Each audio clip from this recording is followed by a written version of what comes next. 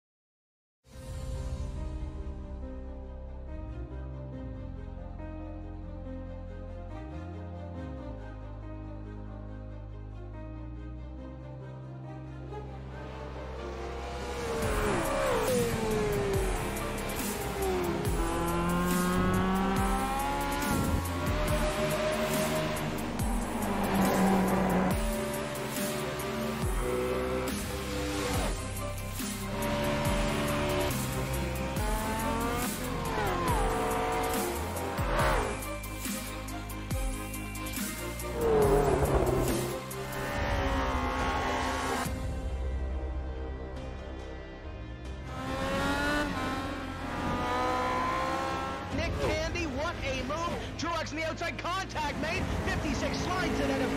Who's going to be at the stripe? Dead even. Give it to Ryan Truex. Truex is your winner over Tandy.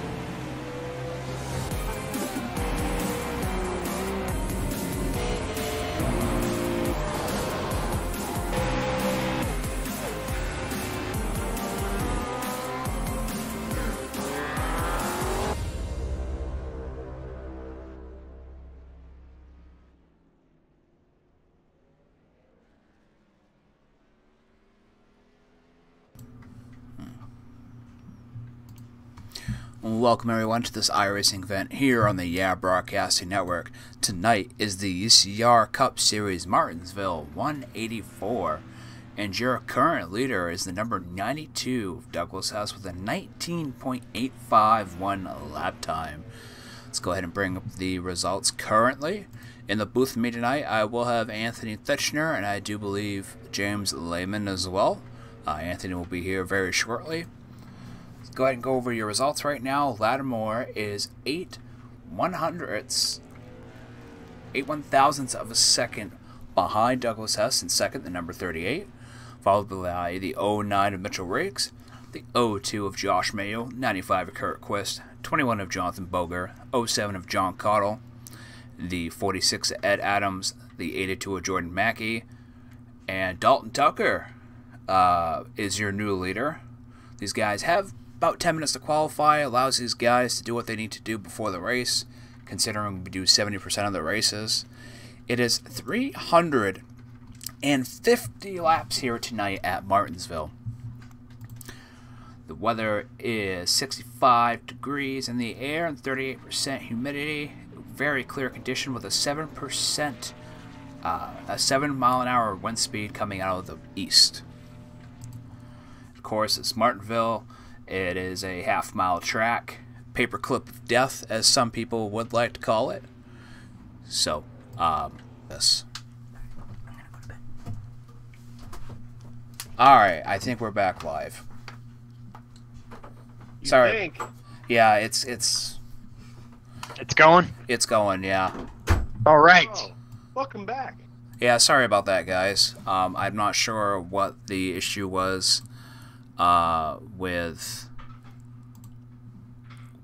OBS, but it seems to be working now. Apologies, we are back. I got Anthony Thitchner in the booth with me, along with James Lehman. Yeah, hello. Let's go ahead and get to the front of the pack. And how is the track out there tonight, by the way? Hot and slippery. I don't think James has been on the track yet, so the laps that I did, man, you just got to be a little bit careful in the throttle off the corners there to get a little bit loose. You want to try to drive a straight line out to the wall, but it should be pretty fun here tonight. It starts to get a little bit tight on the long runs. Yeah, awesome. Alright, glad to have you guys in the chat. Thank you guys for being here. Thank you guys for being in the booth with me tonight. We're going to have number 14 at Dalton Tucker leading off your pack here tonight.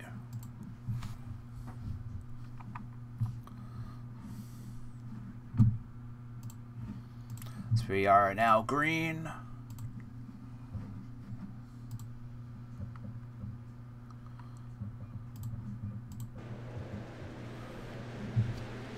We see Luis Almaso watching us. Appreciate it, man. Miss you out there on the track.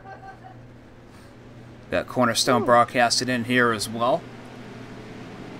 We already got some guys bumping and banging, man. 350 laps. We got to win it on lap 1, though.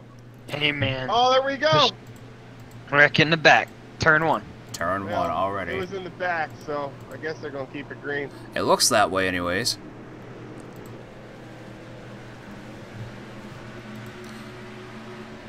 Let's go ahead and bring up, show you guys some of these drivers that are in here tonight. These guys are going to stay single file, I think, for the most part. It's a very long race, 350 laps. What are your guys' expectations tonight? A lot of green flag racing. I mean, that's the expectations every single week, Scotty. I watch these guys race every week. It's fun to watch. I'm actually more entertained watching these guys race than I am behind the wheel. I'm not going to be a part of a 350-lap race, so I give these guys credit for being in here tonight. What it's going to take here tonight is patience. You're going to have guys trying to pass you while you're trying to pass somebody and going into the corner, coming out of the corner. You know, you get a break for about 3 to 5 seconds, and then bam, you're back in it again. So later in the race, you're going to probably see a little bit more aggression, but on the restarts is where the key is. I mean, you got guys all around you, so patience is really, really important here in about the first 15, 20 laps of a run. Louise is asking if Justin Bland's on the track. If he is, the race is over. This is true. Justin Bland is sitting back here in 18th. He has won Martinsville consecutively in ECR. He's still slow, so. Well, Justin has won 4 times in a row, but here's a factor. We have a lot of fast guys that were not here last year. So they all have a chance. They all got a shot at it. And also Dalton Tucker was a part of a truck race that he won. So he wasn't in that cup race, past 4 cup races. He wasn't really a cup driver. So Dalton is excited to be here tonight as well, who is currently leading tonight. A lot of fast guys, like I said. So anything can happen tonight. He's got almost a second lead right now, too. So hopefully he can keep this up and maintain this lead as he's about to come to lap traffic already.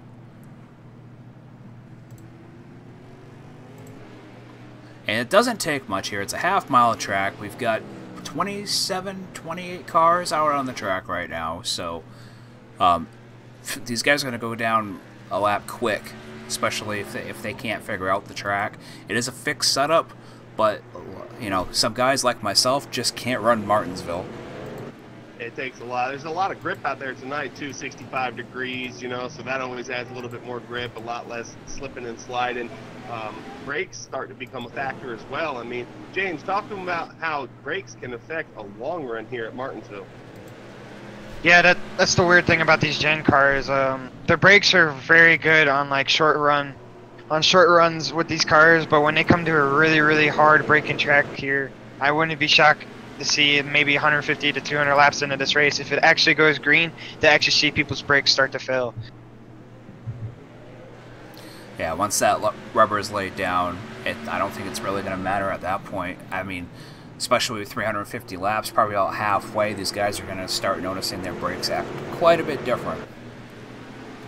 Yeah, that is true. Once the brakes get hotter, they start to work better, but when they get too hot, then that's when they really start going out.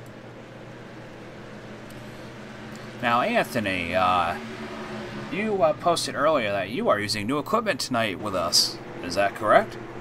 Yeah, that's correct, man. We got a little bit of an upgrade here. Hope it sounds a lot better. Listened to myself in a previous broadcast on MaxB TV and didn't like the quality that I was using. So I still have that headset on, but it's more for sound than it is to record. Ah, okay. Louise says just need to get used to heavy braking for myself. Once you understand how to brake hard without losing control, you can sail into the turn, just let it roll out, hit the gas. Now, Louise is one of these guys. He's in chat with us. Redneck Brazilian there. He knows how to run pretty much all these tracks here on iRacing very fast. Runs in the Road to Pro Series. You know, definitely unfortunate for him not to be here tonight on the track with us. Definitely missing him out there, seeing him.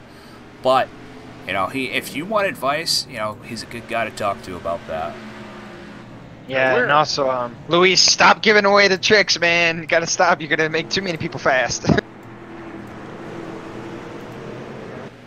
We're on lap 16 already. And Matthew Hibbs is about to get lapped.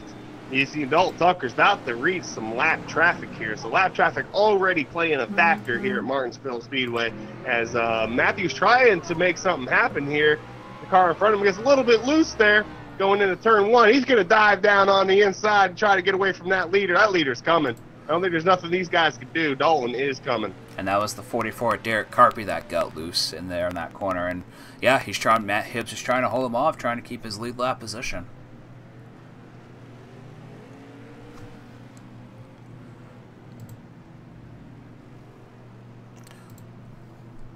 And we have a caution. Already, alright. Who was that on, fellas? That one is going to be on Cody Van Boon. I think that's how you say it. Provos, 25? Yes? 61. Oh, 61. Oh, Cody Vaughn. Okay. Let's go ahead. Sorry. Oh, it's all good. Go ahead and take a look at that replay, see what happened. Go ahead and pause it. Switch to the chase.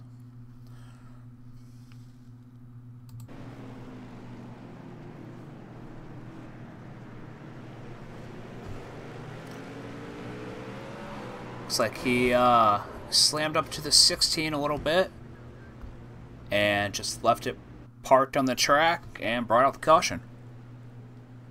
Yeah, he came up a little bit too high there out of turn 4, expecting the car above him to be by the wall. That car had a lot of damage, so I don't know if he knew what he was doing. You gotta watch out for things like that here in Martinsville, trying to fight for every little inch here when there's not much real estate to fight for. So little things like that can happen. It's what you have to look out for here early on in the race.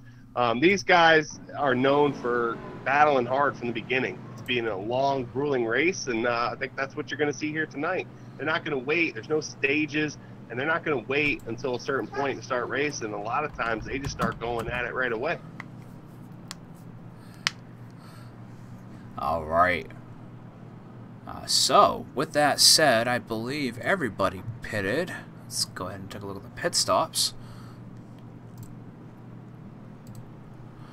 Dalton Tucker took 2. Douglas Hess took 2. Lattimore did not pit. Lattimore is currently your leader. And the number... No, he's not currently your leader. I apologize for that.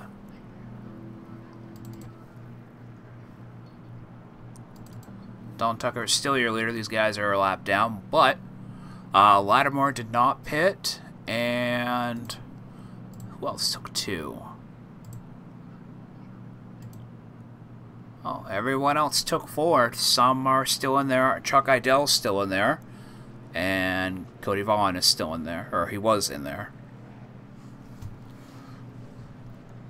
So, that pace car lights are off. These guys are doubling back up.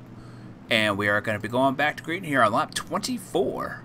You know, this is the perfect time to try to figure out if 4 tires are going to work, 2 tires, no tires, what it can do. So you're going to see real quick right here what changes everything. And you can still make up for it if it doesn't work out.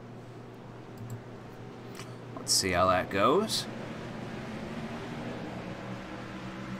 And Dalton Tucker takes right off. He does have those 2 tires, though. Early on. Ooh. Josh Mayu gets punted going into turn 1, and he is not a happy camper. Wow. Josh Mayu. That is not good for him. Number 07. Let's go ahead and take that back.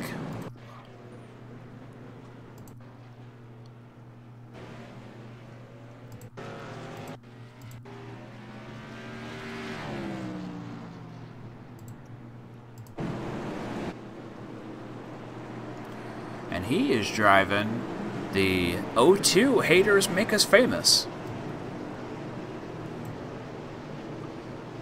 Who made that paint scheme for you? He actually made it himself. Oh, that's cool. Yeah, he made it himself, and he did that for the team, so I appreciate that. And the car looks good, too. Oh, I'm going to ask man. if I can get that TGA from him. I'd love to run that thing. Oh, man, yeah, Ed just punted him. He's got substantial damage to his car, too. Well, here's the thing about Martinsville. Your car could be demolished. As long as it drives straight and You're the good. steering wheel column is messed up, you're great. I mean, you don't need fenders here. The fenders are just for beating and banging. Hell, you barely need an engine. I mean, wow. Alright, so that's 2 cautions so far.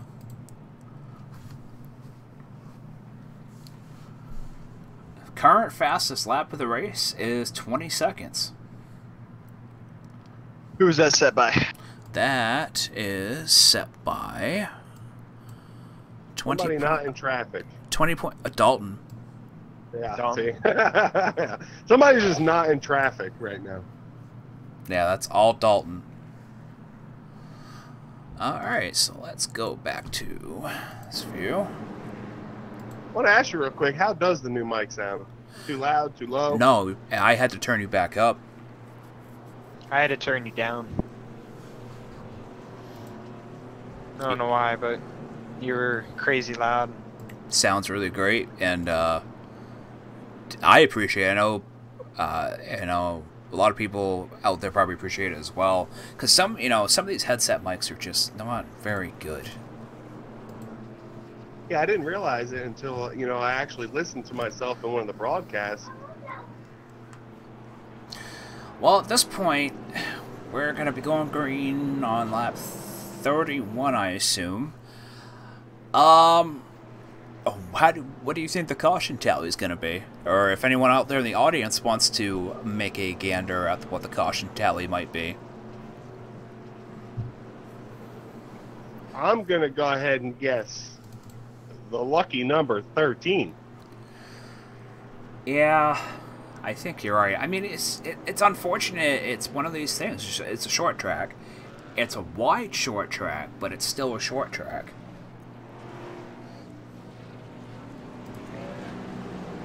I would love for Luis Almaso to join us for a Larry Mack moment. He probably I'm will. going to hold him to it. All right, pace car is off.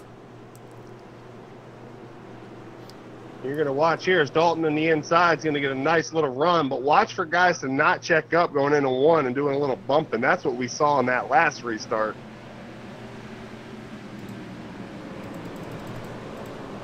Everybody comes in nice and easy side by side. As you see, a lot of these guys want to stay down in the lighter concrete. They get up above that, they're going to lose a lot of time, and you're going to have guys try to come up under you. So guy to watch here tonight is sitting back about 12th, 11th position, Justin Bland.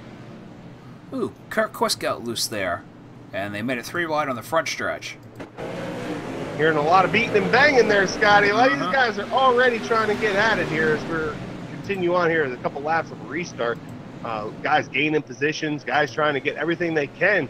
Easy picking. Might as well. I mean, early on in the race, try to get as many positions as you can, because if they make a green flag run, you're apt to be 2 to 3 laps down, minimum. Yeah, here you're only about, what, 10 seconds from being lapped on a restart? Easily. Now, well, given the amount of people, we have 25 people out on the track, so it's going to be right around there.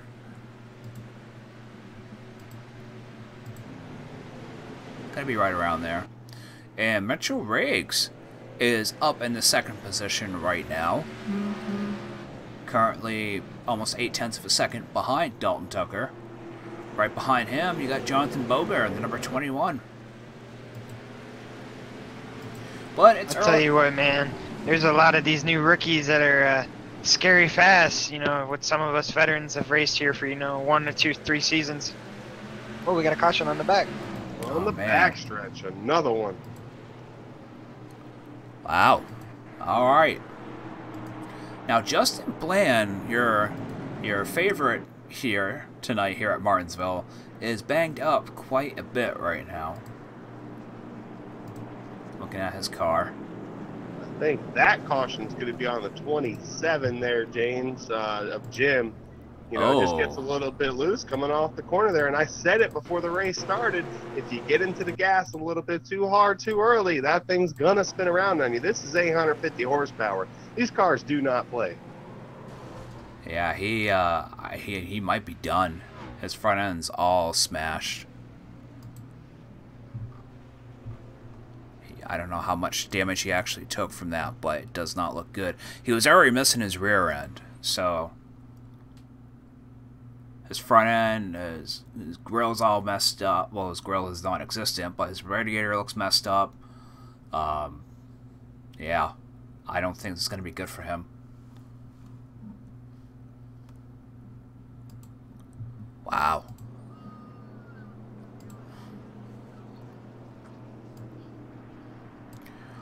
Well, that's unfortunate that we've had 3 cautions before 40 laps. I mean, I must say that it was better than the truck race.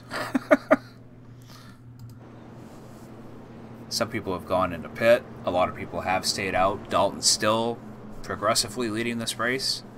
He hasn't really had to push his car much. I mean, quite honestly.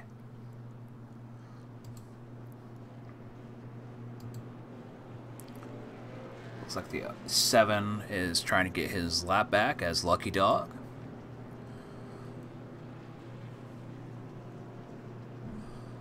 Break down top 5 right now. We got Dalton Tucker, Mitchell Riggs, Jonathan Boger, Douglas Hess, and Jordan Mackey. Your top 5 in the standing right now.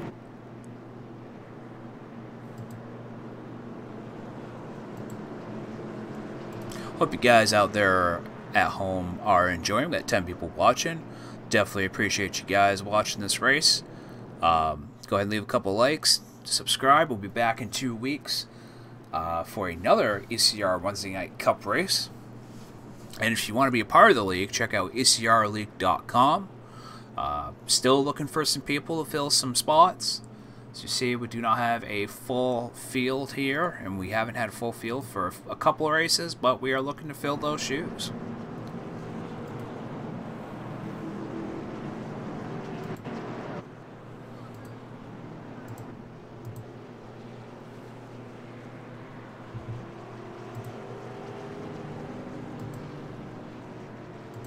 And they are green.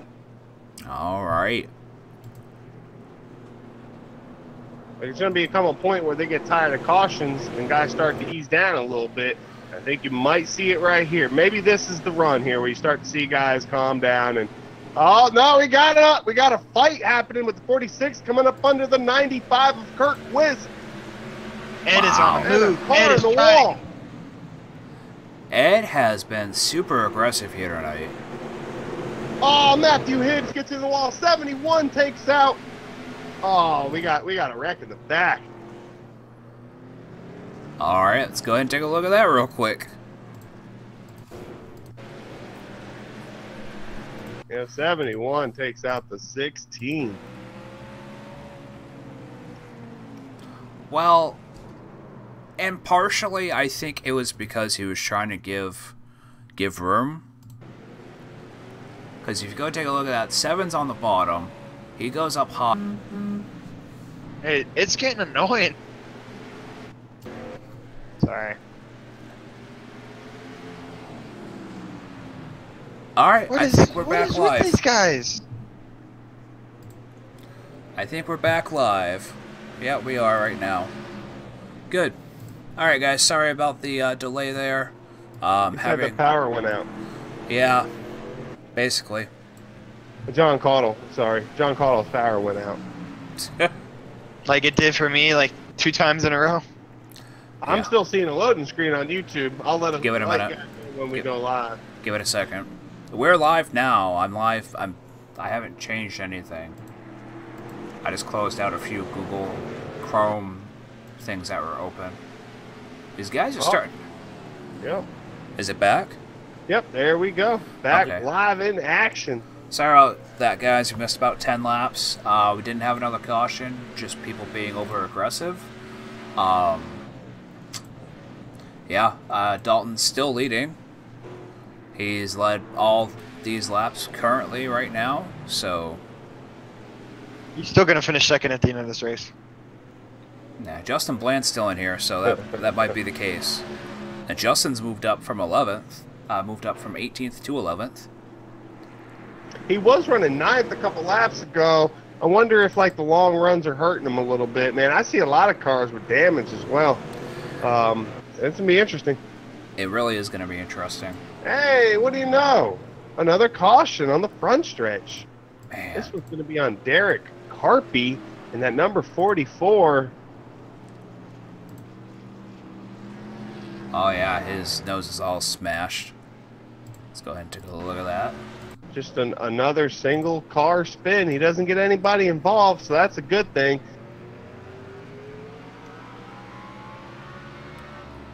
Well, it looks like he was loose coming off of 2 anyways. Like he's just doing a little bit of a wobble wobble, and then 4 bit him. Bit and did not let go. He kept it low as he could. Almost hit the 16 in the process. Man, the 16 is getting beat up tonight. And that's Charles Idell. I love how Tucker has student driver on the back of his.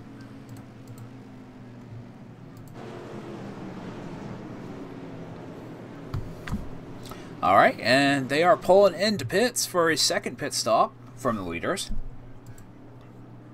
Let's go ahead and check to see who actually takes 2 and who takes 4. See, Dalton took 2 in the first time, so makes you wonder.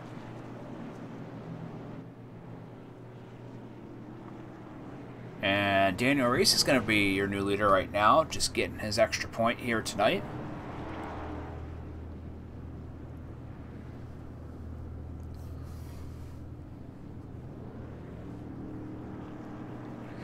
And looks like Dalton is going to take 4 with a 14-second pit stop. Matthew Riggs took 4. Having too much fun. Doing what? With messing with people. Oh. Broadcasting and just talking some crap, man. These single car cautions bother me, guys. I don't understand why guys, you hop in a cup car, there's a lot of patience and self-control. It's not like driving the truck. 850 horsepower. It's not like driving any other vehicle. They're a one of a kind, and when you hop in this Cup Series, you need to have some patience. These guys mash the throttle coming off a corner. It's going to turn around. There's nothing else that it's going to do but turn around. So we try to limit these. It just bothers me, to see these single car cautions. No, I hear you. I mean, especially like with some of these guys, I have driven these cars for quite an amount of time. Pretty much everyone that's in this lobby here tonight is in a class, except one person who is a D class.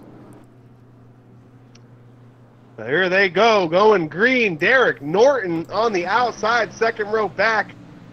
Came up from 20th place. He's one of the faster guys, him and Mitchell Riggs, one of the fastest rookies here this year. Been running really great all season long. Mitchell Riggs, Derek Norton, you see a R next to their name. That means they're rookies. Running second and third right now behind Dalton Tucker. Dalton just getting it going, man. He's been hitting his marks. 29 of Douglas Hess also having a show here tonight, sitting in fourth. Jonathan Boger in fifth. Thomas Lattimore on his backside in sixth place. So a lot of fast cars there up front, guys. Now, Dalton must have practiced quite a bit here during when the lobby opened, because we have been opening up the lobbies a little bit earlier than normal. So Dalton actually got here late. Dalton usually gets here late. He works and he gets home and gets as many laps as he can in. So, but he works hard all week too. Gets a lot of laps in and practices. So that pays off. It's something that you can't just go all week long not putting in laps and then come into a league race expecting to do anything. These guys work hard, and they work hard to be fast. And if you're going to win in a league race, you better be ready. And this is why he has a 5,000 iRating as well. And he could still get his butt kicked by a 2,000 iRating person. Oh shit! Here we go. Some team rivalries. Mm-hmm.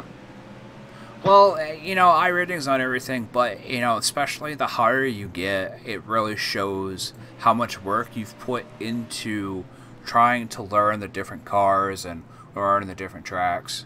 I mean, like, right now, Mitchell Riggs is right on the bumper of him, and there is a 2,000 iRating difference between the two of them, so... You see, Mitchell Riggs have about a 3,000. 3,132. Yeah, that's what I have too. I mean, it just depends. You can go back and look at some guys. They don't run official races. Some guys only run league races, and their last official race was 2013. Right. You see, that's the thing about iRating is when everybody gets to like the 3,000 range, that's when you learn if you're a really good driver or just an average driver. And if you're really good, you'll start going up higher. I look at point standings, and as the races go by in a season, you look at starts, you look at laps led, where they qualify, where they finish, and I determine who's good on those stats. I don't care if you got a 500 iRating or a 10,000 iRating, because when you come into a league race and you have all these different types of drivers with these rules going on, all that's thrown out the window. You never know when these guys go and race. You could be a lot better or a lot worse than what your stats say. So only stats that matter really is the point standings. And you fellas know who's leading the points right now, right? Man leading the race. That's right. And guess what? Derek Norton sits second with Mitchell Riggs in third. So those guys are your top three in points. All right? All those guys, every single start, they've had a top 10. All of them. They always finish in the top 10. So you can expect them to be near the front. Dalton Tucker's the only one with a pole. These other guys, they don't get poles. They just work at it, and they're at the end. But guess who's the only one here without a win out of that top three? Mitchell Riggs. Dalton Tucker. Only one without a win. Derek Norton and Mitchell Riggs got a win. Dalton Tucker still looking for his first win. That's right. 5 starts, 4 top 5s, 5 top 10s, no wins. Not to cut you off here, Anthony, but we have a battle for the lead between Mitchell Riggs and Dalton Tucker. There we go. He's looking on the inside as they come down the backstretch into turn 3. He's probably going to get this. What do you think, James? I mean, it's going to be really tough passing somebody on the inside now since, you know, they got some heat in the tires. And he looks like he gets a little loose coming off the corner there. You want to get aggressive with it, and as we said, when you go to step on the pedal because you want to get around them, it's just too much horsepower, and that thing turns around on you. It's too much horsepower for this paperclip. It's just too much. And there's not enough rubber laid down yet to really get that traction in as well. Because you're seeing, I'm watching from the left rear of Dalton Tucker, and you're seeing Mitchell just tweaking the car a little bit coming out of 2 and coming out of 4, because you have to. Without that, without the rubber laid down, you're bound to lose it.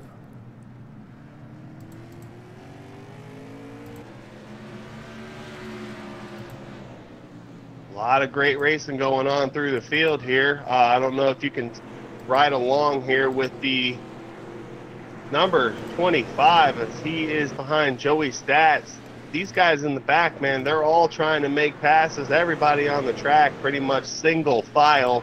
Nobody side by side right now that I see, so looking at a nice green flag run here. And we are riding along with a 25 Cody Perverse right now. You see he's getting loose a little bit right off of corner number 4 there. But you can see his odometer there, how much he's actually applying to, well, not applying to the brake, but how much he's letting off the gas and when exactly he's putting on. Something they've added for us watchers to be able to view the RPMs inside the car. Another interesting thing right now, Justin Bland still sitting in 8th, about 4.7 seconds back after this long green flag run. Maybe the competition's stiffer, or maybe he's just got some damage that we don't see.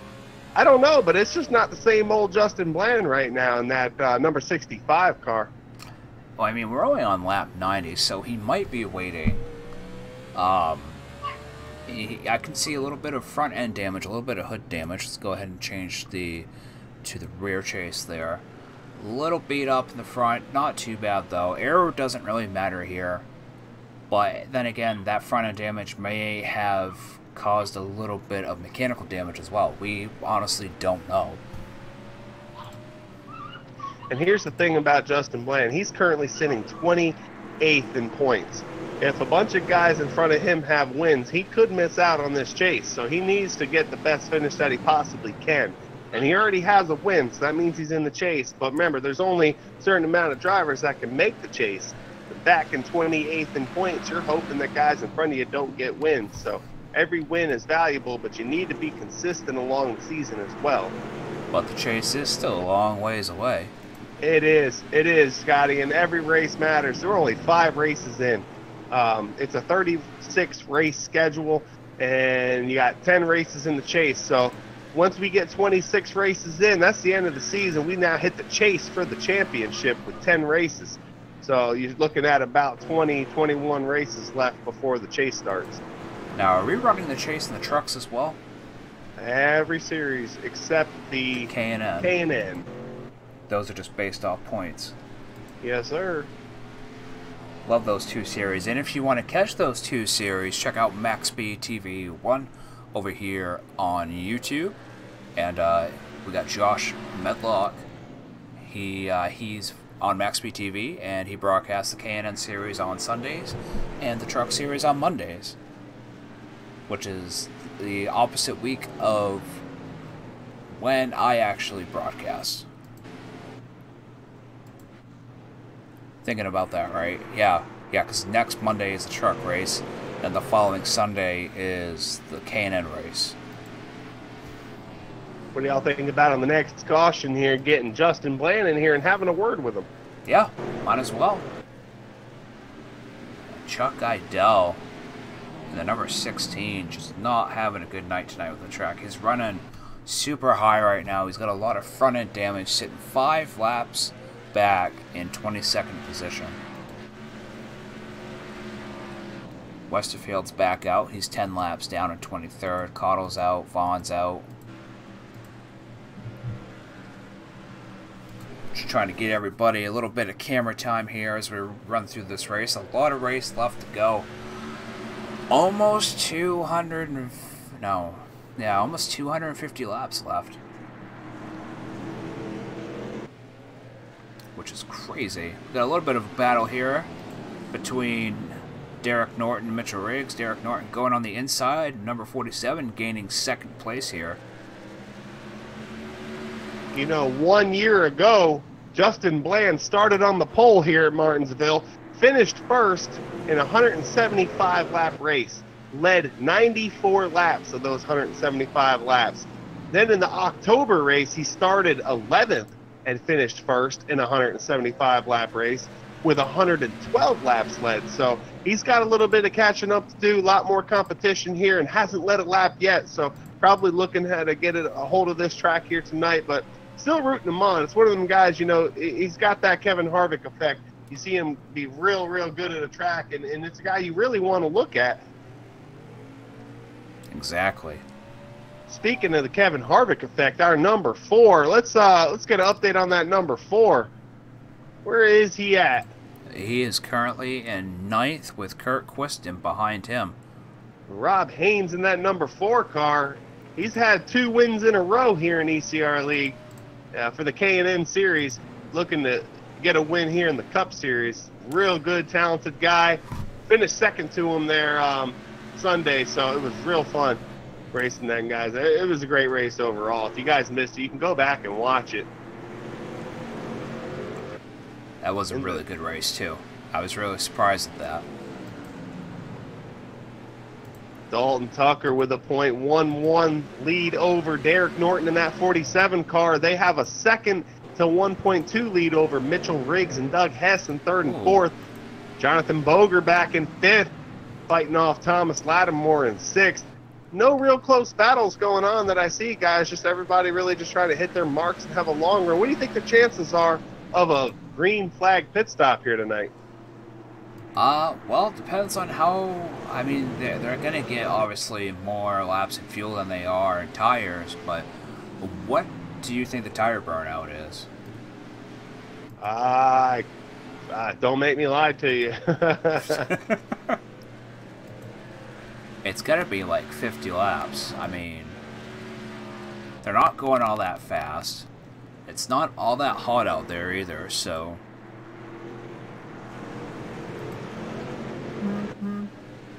And Rob Haynes there, number 4, he was the fastest in practice as well.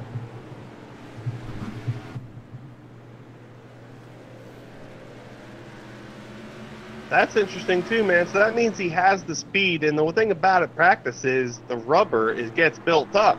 As this race progresses and we're doing 350 laps, you're going to see the rubber build up. Maybe get a blimp view here if you can, Scotty. Right along in the blimp with these guys and watch as they go into the corners. You're going to see a nice line of rubber built up on the inside there where everybody's been running. Not going to see much rubber on the outside because nobody's running there.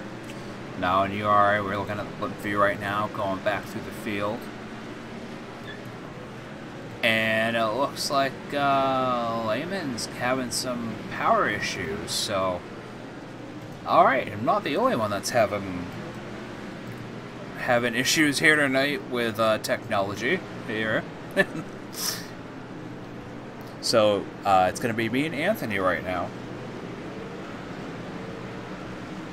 And Anthony is currently muted on his mic, so I'm not sure what's going on. But we are looking at the blimp view right now. As you guys can see, the black line with the rubber is directly on the inside. And as he said, no one's running on the outside. You don't want to be on the outside.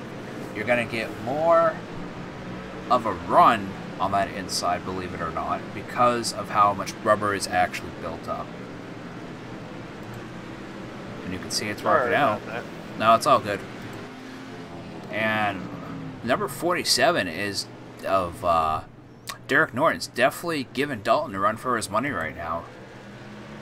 Got Mitchell Riggs in that 4th place position, trying to work on Doug Hess currently, trying to take over that 3rd place position.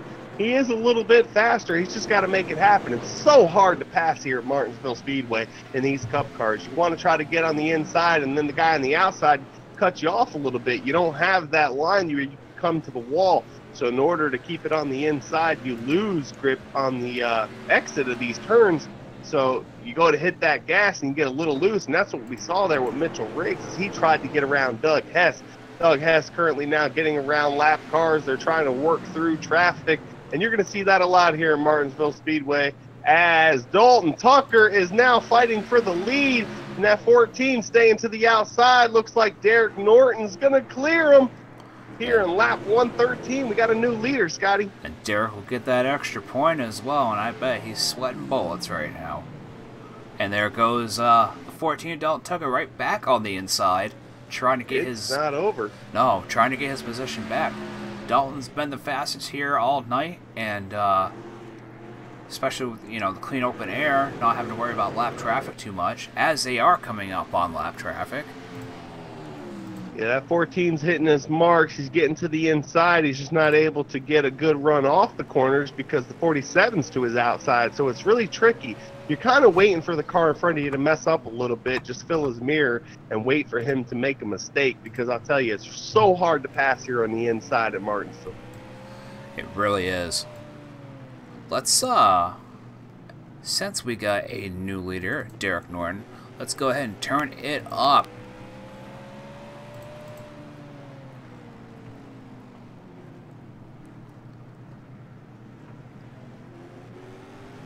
Once I find the camera. There it is. We'll wait, go around right till it starts. We got a caution. Ah, as I was about to turn it up too. And it looks like the 7 car gets 7. into the corner. 27's on his inside. 27 comes up and spins him, and the 56 is also involved. So we got about 3 cars with damage there. I think this one just might go on the car that got into the 7 there. And that looks like the 27. 27, yeah, spun him on the outside. George Munger hit him. Man. 7, Matthew Hibbs is all beat up anyways right now. Some of these guys just not having a good night here tonight at Martinsville. It's a shame, too. I mean, because a lot of these guys put in a lot of practice, get out there, try to do the best they can. Let's see the pitch strategies. That'll be the 27's second caution, so he will get an EOL here, and he's going to be on the pits right now, but he will get the EOL at 2 to go. And it looks like Dalton Tucker beat Derek Norton off of Parrot Road, just barely though. Yeah, Anthony, if you want to bring down Justin Bland, you're more than welcome to. Talk to Mr. Sweep himself.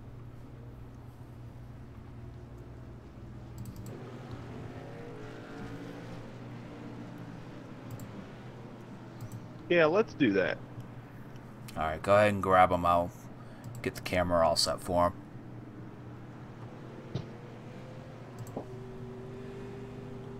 Number 65, Justin Bland, up in the booth here, driving that fresh paint in the NRA Chevy SS. You got a copy, bud? Yeah, 10-4, man. I got you.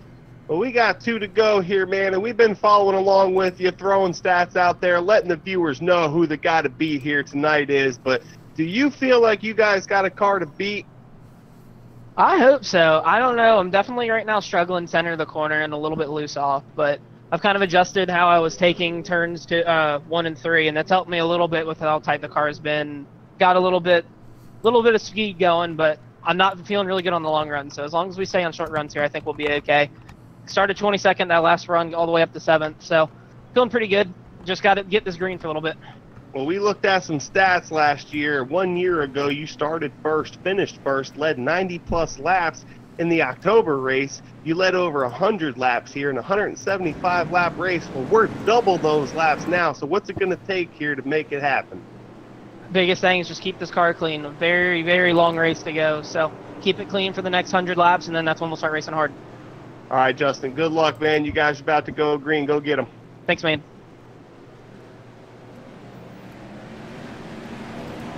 And Dalton Tucker is back in the lead with a great start off the start-finish line. We are on lap 122 of 350. Tell you what, going into turn 1 there, 95 of Kurt Quist got a nice bump from the 4 of Rob Haynes. That sent Rob Haynes back a little bit. Kurt steadily held it. Now he's fighting for positions to go forward while Rob looks like he's into the wall again. He's trying to hold on to it there, Scotty. Rob Haynes, yeah, that's unfortunate for him. He's got quite a bit of front-end damage on the left-hand side. I mean, being the fastest in practice, you know, he definitely put in a hot line out here, but it's just not working out for him for whatever reason. And this is Martinsville. He could easily turn it around. Maybe he just had a bad restart. 95 loose. Oh my God! Oh man. No. Oh, okay. I was wondering if you were gonna call it out or if you're gonna let iRacing call it out. Yeah, they're blocking the track. Yeah, that was Lattimore and Kurt Quist. Go ahead and take a look at that real quick. Seeing if it was netcode or if Kurt just got loose. I think Kurt just came down on the 46 and didn't know he was down there, just getting down late into the turn there. 46 couldn't do anything else, so I think 95 will probably be the cause caution there. Let me slow it on down here a bit.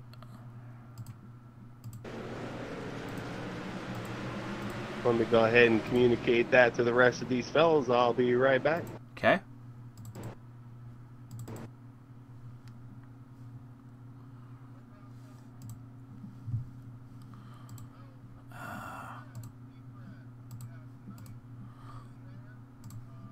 Just want to take a closer look at this real quick.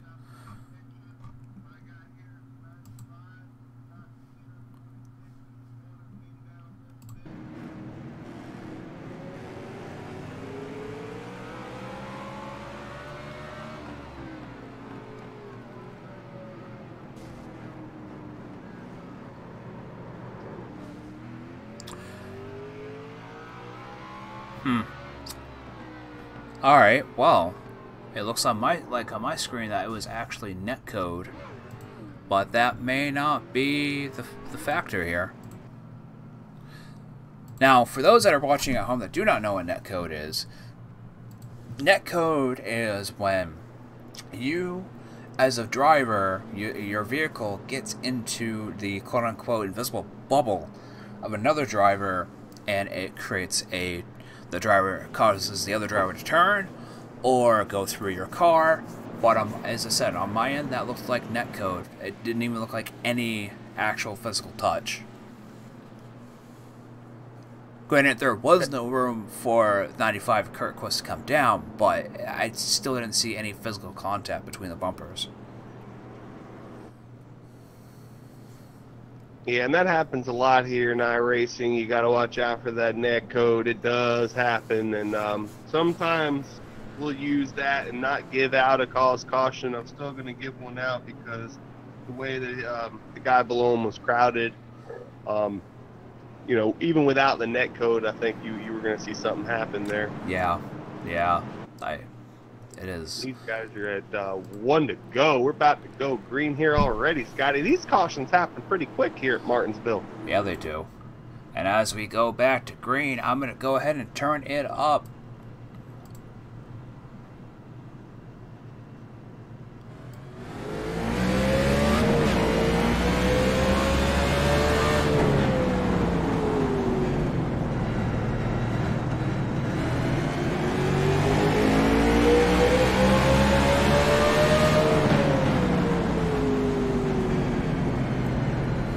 And look at that, a pass on Dalton Tucker for first by Mitchell Riggs.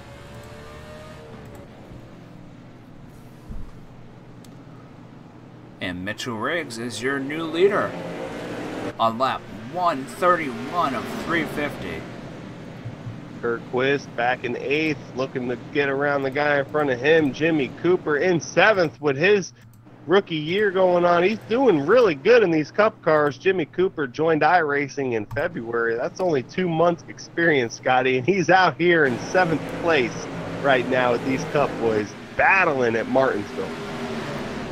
Well, Jimmy Cooper is definitely making his name well known here, especially in that Playboy 57 he's got running. It's a nice car, but as soon as you seen him battling for position, as soon as he lost it there, and now he's starting to see he's not hitting his marks, and there's a little bit of contact with 38 of Thomas Lattimore's. Thomas tries to get to him. Thomas back in 10th. He's going to give him a little shove. Could see a little bit of bumping here. You're going to watch as their guys are going to fight for it. I don't think Thomas is happy. Thomas is going to look to the inside here as they come in.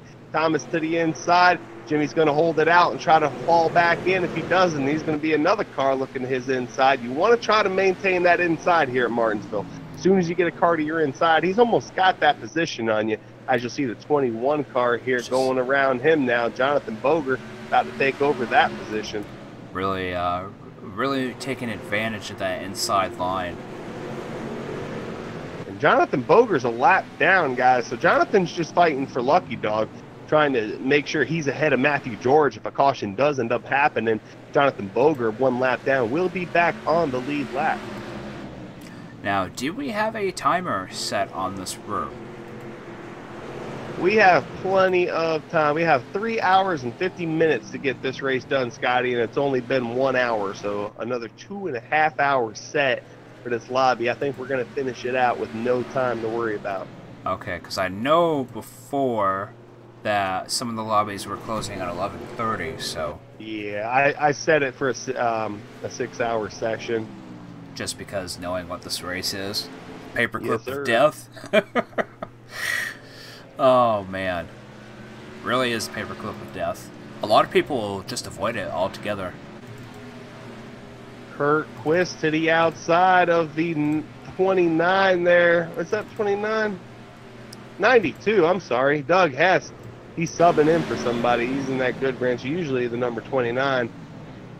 They both went around Kurt. Kurt lost a few positions there, so a guy on the move to watch out for now is Thomas Lattimore in that number 38 Ford Fusion. Not a lot of Fords out there right now, Scotty. Guys watching, really it's a field of Chevys. You got about a team of Toyotas and 1 or 2 Fords. Literally, I think there literally is a team of Toyotas. I think there are only 4 guys in the league this year running Toyota. Here in ECR, just like in NASCAR, you can have up to 4 cars on a team. If you have 4 cars, you got a whole team. Just like haters make us famous right now. And we got another caution, Scotty.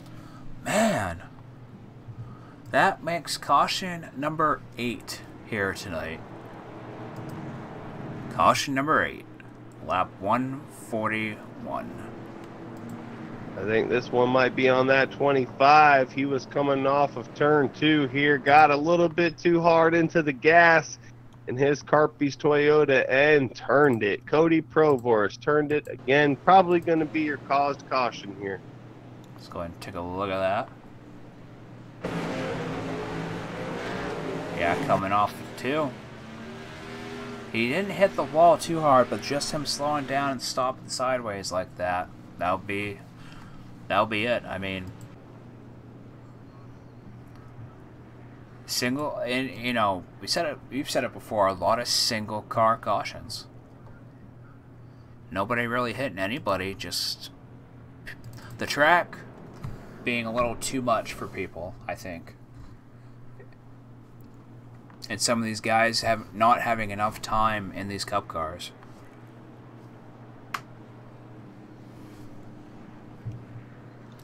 And that's going to be... I'm sorry.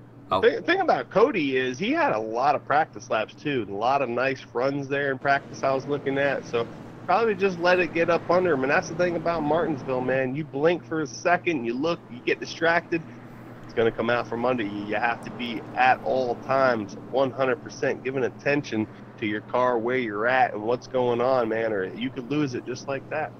Just like that.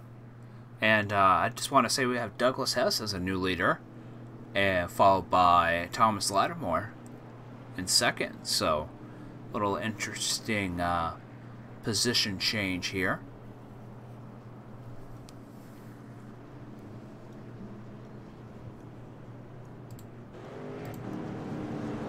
See if I can get the stream back up on YouTube real quick. You lost the stream again? No, I didn't lose the stream. I don't have the chat up. That's what I'm trying to bring back up now. Okay. We got 8 people watching.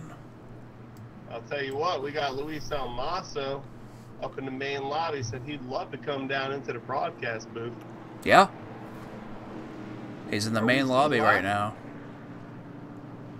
Yeah, he's more than welcome down to the broadcast booth. Well, I'll be right back.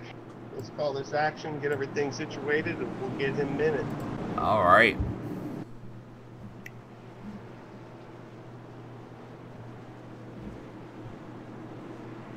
Douglas House will be starting on the inside as pace car rolls out.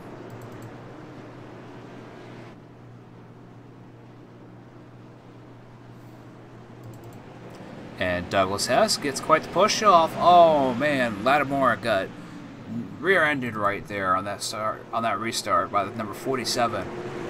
Just didn't give him enough time to press his gas.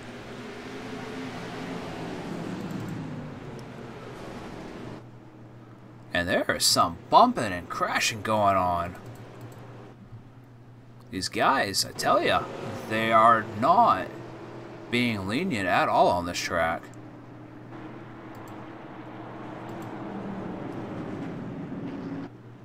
No, absolutely no give and take.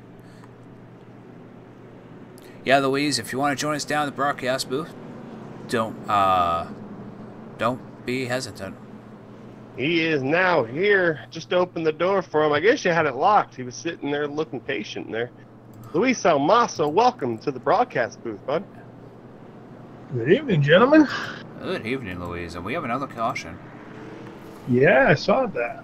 Someone went haywire on the backstretch over there. Yeah, right. Josh says Douglas Hess is probably the most difficult guy to pass in ECR. Oh, not probably. Not probably, for sure. There's a couple guys who are hard to pass, but Doug's always going to give you a run for your money. Even if he's 5 laps down.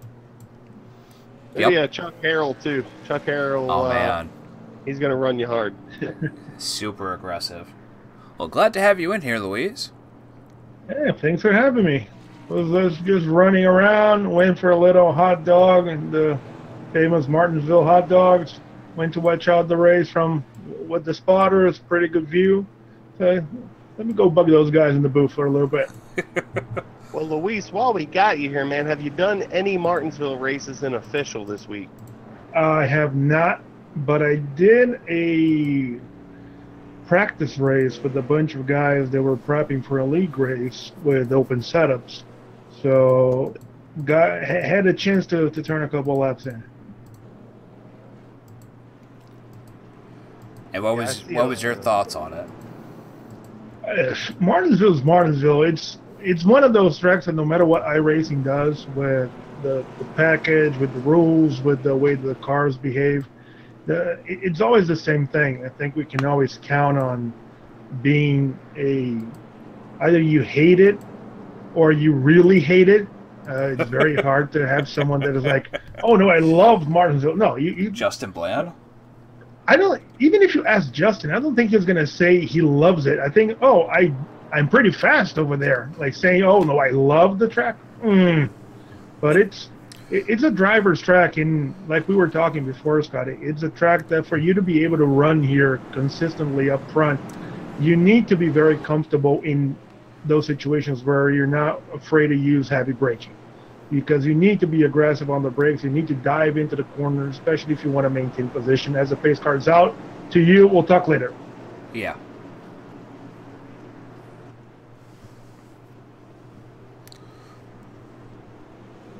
All right, green flag racing yet again here at Martinsville. And Douglas Hess still leading this pack right now, but We got the 14 of Dalton Tucker on the outside, trying to look for that spot on the inside.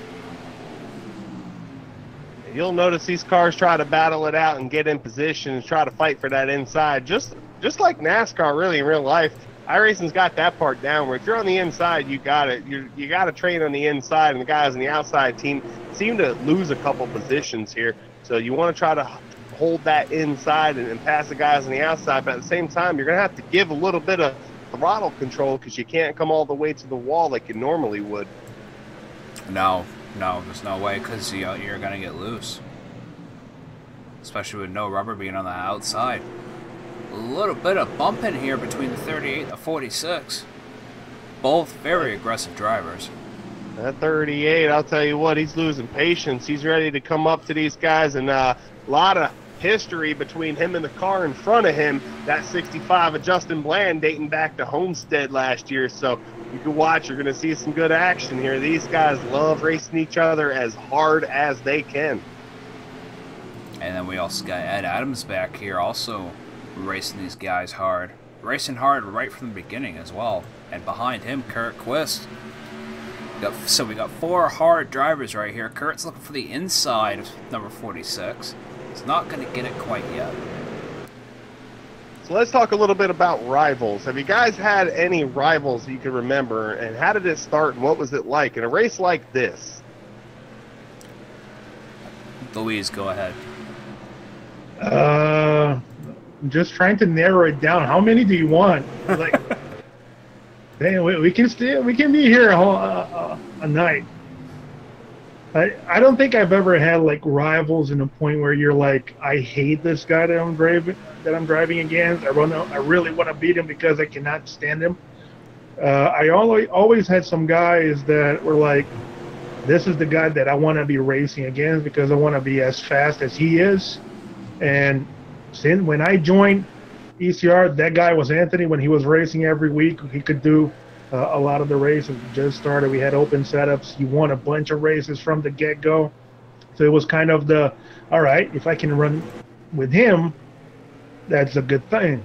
Then we had like some really fast guys coming in. We had guys like Colin. We had guys like John Schweiker. We had guys like Nelson Rivera. We had guys like Dalton Tucker. We had guys like Justin Michael. So all of those guys, when they're on the track, is one of those like, I need to check out what that guy is doing because I know he's going to be there at the end. So if I can hang with him, that was always that thing. I want to be racing with him. I want to be trading pins with him because I know if I'm doing that, chances are I'm going to be competing for the win. And a lot of fun racing there in those past years, man. You mentioned running against me there. I always loved racing against guys like you, guys who you could compete with every single week, knowing that they can hold their line and you can race smart. That was back in the day. Now I'm more like a Dale Jr. in his final year, just ready for broadcasting. You're picking your sport. You're picking the one that you want to drive. I know it.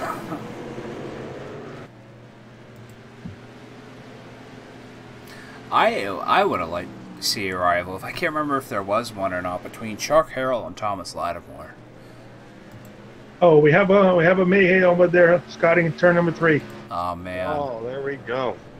The 38, the 46. Talking about Lattimore. Man. Let's go ahead and check to see. 95. 95 gets into the 46. 46 gets into the 38. That's the 3-car triple-decker.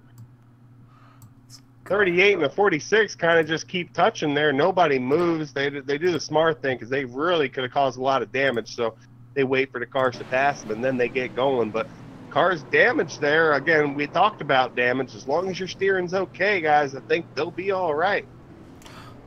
Well, it looks like I'm watching the replay here, and so the 95 gets a little not brake happy at all. Hits the 46, slams into the 38. They both slide up. The 46 tries to go around. Lattimore comes back up, hits back into the 46 Ed Adams, and was just like, nope, let's just stay right here for a minute. I don't think Thomas realized that it was not Ed Adams' fault, that Ed just got punted into.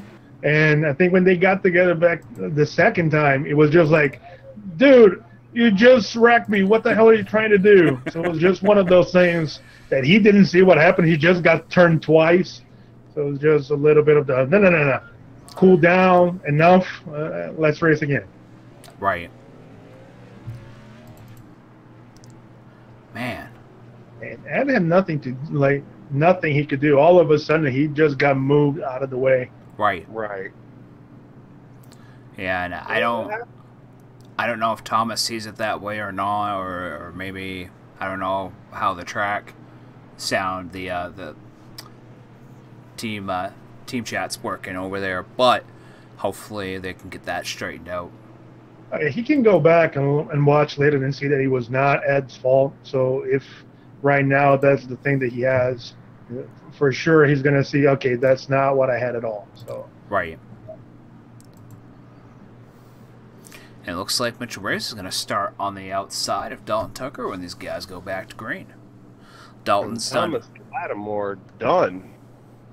Oh, yeah, I think that did more damage. He came back into the track, and I think the toe was knocked out of that car, and he just said, you know what? There's no way I'm going to be competitive, so I'm just going to park it for the night. Man. Or maybe something different. Let's find out as we have Thomas Lattimore in the booth. I'm sure this is going to be interesting. Thomas, do you got a copy? Yeah. Thomas, it's been one hell of a race out there. One caution after the next, man. You've been working your way towards the front, and then you just got taken out by one car who just got into the car in front of him, and it was like a triple domino effect. It's so hard to stay out of trouble out there, man. What's your take on tonight's race? Yeah, I could have continued, but I'll be honest with you, I'm tired of running around at 30 miles per hour. I do that around town. So, guys just being way too aggressive, driving over their head, plain and simple. That's about all you can say to it, really. I don't know a better way to put it. We're getting ready to go back green here as Dalton Tucker is going to lead us to turn one with Mitchell Riggs. And Thomas had said it, there's a lot of cautions. It's just over the halfway mark of the race. I always believe that in short track racing, the second half of a race is better than the first half. You guys think that's going to happen here tonight? I hope so. We've had 10 cautions so far. Yeah, it's usually that way, and that's what I was planning on. And I was saying, okay, you know, I missed my pit box on that first stop, so I said I'm gonna go ahead and bite the bullet now and go back, work my way back up, and I did. And so I said, if I can just stick around and get to the halfway point, let some of these guys that's driving over their head tear the cars up and park them, and this race will go good. But I'll be honest, we're not even halfway yet, and I'm just like, I need a bowl of cereal. Or a beer. I'm off the beer right now, so we're going to go eat some cereal with probably a little protein scoop in there. So. Oh, I heard enough. That's why this is rated TV 14, folks. Hey, Thomas, this is Louise in the booth. I have a question for you.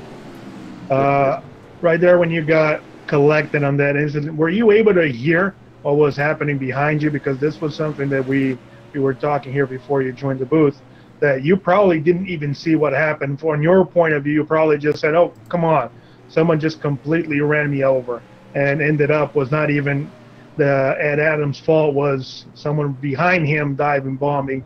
Were you able to see what happened over there, or was it just one of those moments that said, you know what, I don't know what the hell happened. I'm just pissed that you guys, someone behind me just wrecked me. Yeah, well, I knew that Ed was behind me, and he was beating on my bumper a little bit, and there was nowhere I could go. I had Bland in front of me, and Derek was in front of him. So it's either I dive in there and knock Bland out the way, or we could ride here and let these tires wear out and try to pick each other off. And Ed was beating on my bumper a little bit. I don't know if he was doing that, or maybe he was getting pushed into me. But I was just judging off of what I seen earlier in the race, and I seen Ed kind of knocking some people around. So I just assumed that that's what was going on. But now that you say something, I realized that the caution went on the 95, and Ed spun the 95 out earlier, and it looks like the 95 come back and retaliated, and I thought Ed got me, so I was going to push him up there to the wall and park us for a while and make us lose a little bit more spots. And so Ed was just a victim of what I thought happened there. Maybe I should enter back in there and go give Kurt a little loving.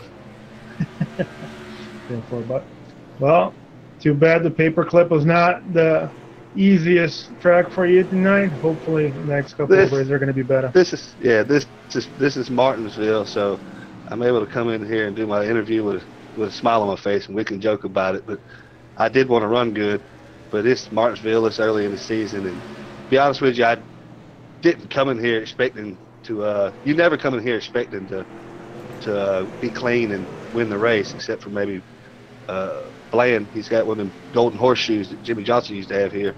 But other than that, everybody else is out here just trying to survive. And on to next week. I don't even know where we're going, but I'll be there. You know, I look at Martinsville a lot like a Talladega or a Daytona race. Would you guys say that short tracks like Martinsville and Bristol are really comparable to a super speedway where your fate really isn't in your hands? You just kind of do the best you can? Oh, most definitely. Well, that was a prime example. It was right there. I was just trying to ride behind Bland. I said, I'm not going to force the issue here. We're not even halfway yet. So I'm just going to ride right here, follow the guy who's won the last 4 races, see what he's doing, try to pick him apart a little bit and see what he's doing. And Derek, his teammate, who's fast, I said, let me follow these guys. And obviously, I thought Ed was being too aggressive, but obviously it was there was a little beef going on between him and Kurt there. So looks like I owe Ed an apology and owe Kurt when we get to Bristol. And Thomas, go ahead. I was going to say, I honestly think that out of all the ones you named off between the super speedways and the short tracks, that Bristol, I mean, is the worst to rely on somebody else. You know, you're relying your car to rely on somebody else because you're much more enclosed. The track feels a lot faster, even though it's not. But you know, there's zero room for error there compared to here, where it's much wider. You got 4 lanes, and you know, it's just here. Yeah, I mean, here you can get some damage and still be competitive. Right. At Bristol, if there is trouble in front of you and we're up on that wall and the cars are so tight that you're doing everything you can to stay off the wall. So if there's trouble in front of you up against the wall, it's hard to stay out of it.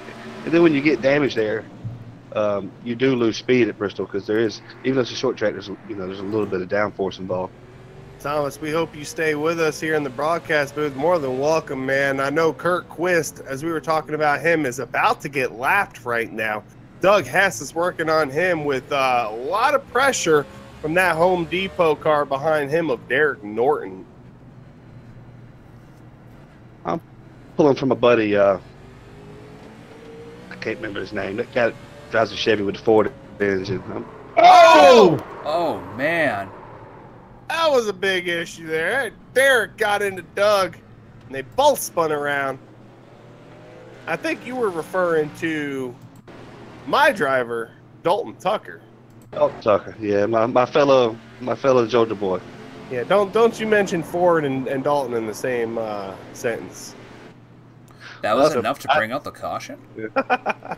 Wow. I was, my first pick in the race was me, and then I said I really, if he could win it, that'd be pretty cool.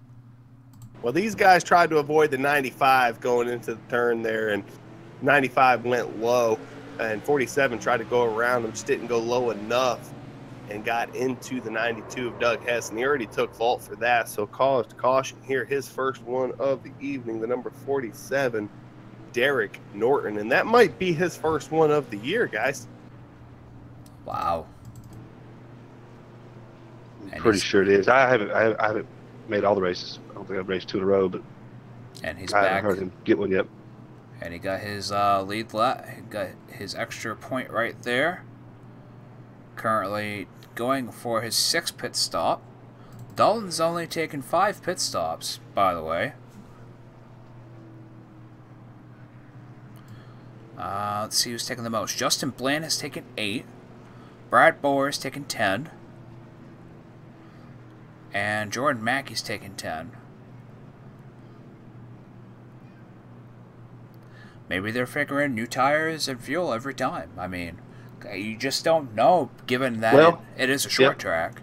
I went, like I say, that first pit stop would come in, and where I was stopped at, it's kind of hard to judge where my pit box is. And I missed it, tried to back up, and I said, I'm just going to going out, and I had 24 laps on my tires, and I had hardly no wear at all, so I probably should have just stayed out instead of coming back in. So tires really aren't wearing, especially the left sides. Yeah, that's what I was assuming too. I mean, that groove though, where the rubber's all laid down, must be playing a big key role onto that. Guys, Jonathan Boger was 5th going into the pits. Dalton Tucker now 1st. Doug Hess 2nd. Jonathan Boger 3rd. Guess who's up to 4th? Mr. Martinsville himself, Justin Bland. And we were just talking about Kurt Quist. He must have stayed out because he's now up to the 5th position there, as he was really close to getting lapped. So that caution right there has really changed things up, guys. Yeah, Kurt's down to 14th right now.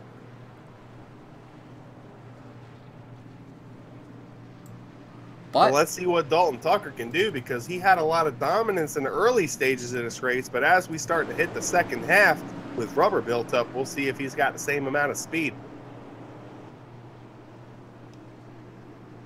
Pace car is in, and we are back. I don't want to jinx him, but I'll say if he stays out of trouble, he wins this race. It's gonna be hard.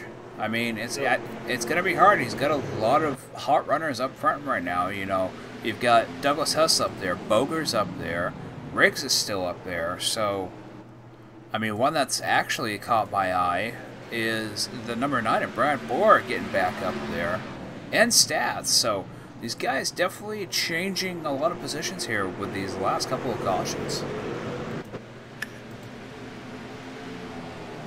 Well, the only guy in the top 3 in points, and currently the points leader, is Dalton Tucker, so would definitely be happy with a win while he's sitting on top of the hill. You know, wouldn't that be something if he didn't win all year, made it to the chase, still never actually took a win, but still won the chase? Oh, it's something that could absolutely happen in the K&N Series, too. Doesn't have a win in the K&N Series and has a really big lead. Oh, trouble with Justin Bland. There we go. 09. 09 and a 65, and 09 gets blasted by Derek Norton. All teammates. Oh, man. Oh, it wasn't Derek Norton. It was George Munger, still a teammate. Blasted. Justin got tight on the exit of 4, and he hit the wall coming out of the corner. When he hit it, he jumped back to the track, and someone was right there to fill the hole. They got together and then spun around. Yeah, you know, that's one of the wall. That'll be the downsides. First one of the year. Yeah, that's one of the downsides of having, you know, all a bunch of competitive cars and all running tightly together and up front, and sometimes when wrecks like that, mostly at restrictor plates. But we just compared this to a plate race, so you just seen it happen. Wasn't nobody's real fault there that a lot of people got caught up in that. Oh man, that's unfortunate for him too. Hopefully that wasn't too much mechanical damage.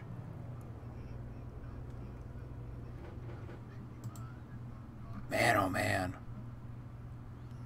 Well, I think we can say now that the streak is dead, and that was a.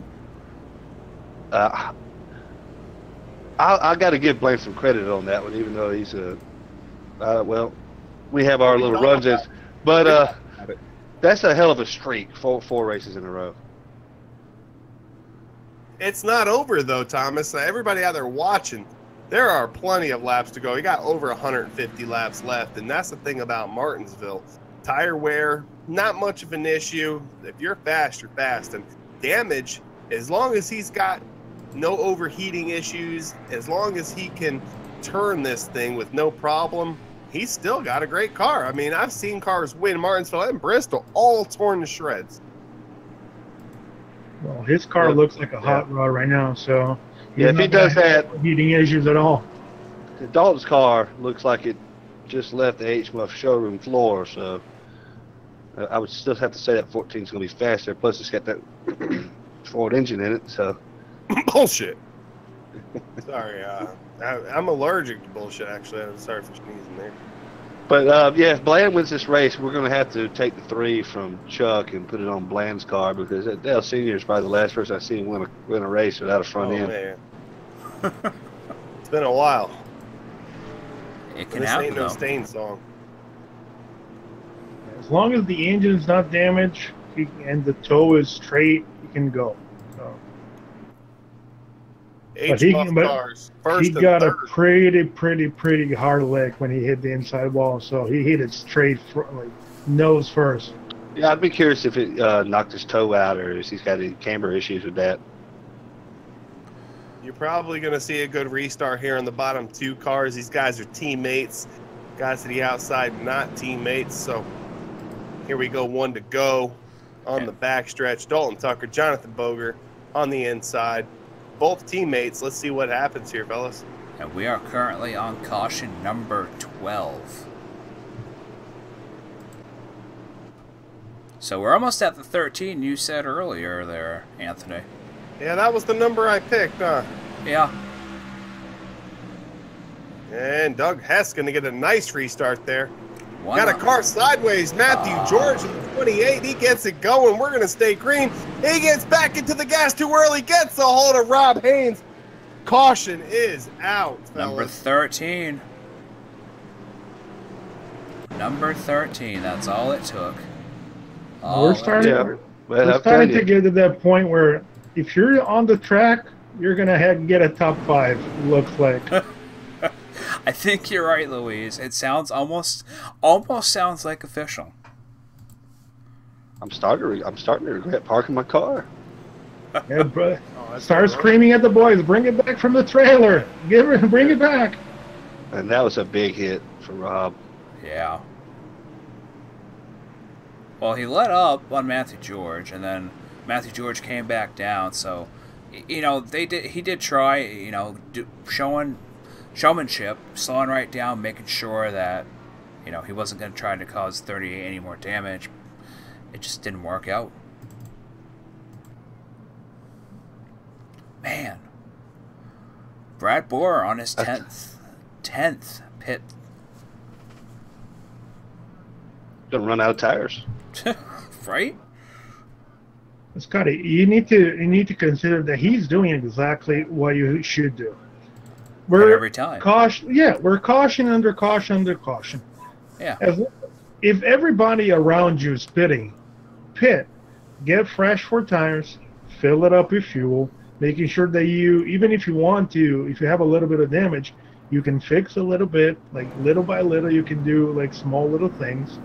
And you're just making sure that you have the best possible car for you can drive. If this thing like hits a green flag run, he is in prime position. So everybody should be following exactly the same thing that he's doing. Right. Caution, I'm going to pit. I'm going to put tires on. I'm going to put fuel on. There's a lot of laps left. There's almost 150 laps now. So you're not going to win this race now. So wait for it. Make sure that you have what you need to be running solid. And then you can start thinking about, all right, I know what my car's doing. I know how it's behaving. I know how it behaves on older tires. Can I pit for only 2 tires? Can I take fuel only? What can I do to gain track position? You can worry about those things later on. Now, there's only one other person that has more pits than him, and that's Mackey, but he's 5 laps down. So, you know, I think, you know, with that strategy, Mackey himself is thinking that maybe he'll be able to get a lucky dog here. Yeah, the problem for him, he has a lot of guys between him and the lucky dog position. So yeah. Unless things like completely like fall apart for everybody between him, he has Matthew George, Daniel Reeves, Rob Haynes, and Cody Provorst, all cars in between him and the lucky dog. So it's going to take him a while to be able to be in that position.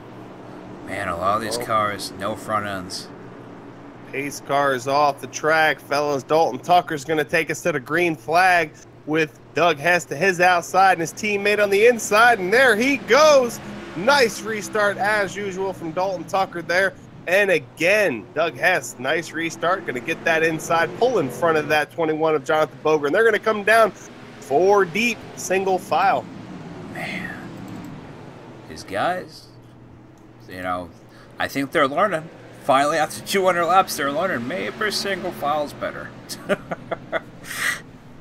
Another guy, too, Jimmy Cooper, man, back up to 6th, sitting up there in the top 6. I'm proud of that guy, man. The guy who joined in February, has more races on iRacing than I do. In 2 months, he has put over more races than I have in 3 or 4 years. So definitely a racer. Well, learning everything he can. Yeah, I know Jimmy's had some hard races this year and getting on here and just learning. I did notice that when I got behind him. I said, "Is this Jimmy?" And yeah, that was probably about 6th or 7th. So he's been running up there all night. That was probably around lap 100. I've seen him. That's a win for him. Yeah, that's more like an underdog story. Like you see, I guess you would say he's not in top equipment. He's still learning type deal. So if he can finish up here top 10, top 5 would be a win. Oh man. Now, you guys are talking about finishing with no front end or winning with no front end. Justin Bland's back out here in 10th with no front end, but he's starting to get a little looser than what he's liking. He is, and he's currently fighting with Kurt Quist, and Kurt Quist has been battling all night with people. Kurt Quist doesn't care, though. He's got an EOL, but here's the thing. If 95 and 65 get collected in something, and then it's 95's fault, guess what? 95 gets parked for the rest of the night, plus probation. So that could be interesting here as these guys are battling so close to each other with still plenty of laps to go. It's only lap 211, guys. We got 350 laps. Yeah. Yeah, Bland is getting really tight and loose at the same time. Yeah, and Kurt on the bottom, fighting with him, he's not making things much easier because he's getting all sorts of loose going into the turn, and he cannot hold the car on the bottom to get that turning in, to get that roll around through the corner to be able to exit in front of Justin. And that's a problem when you're the car on the outside.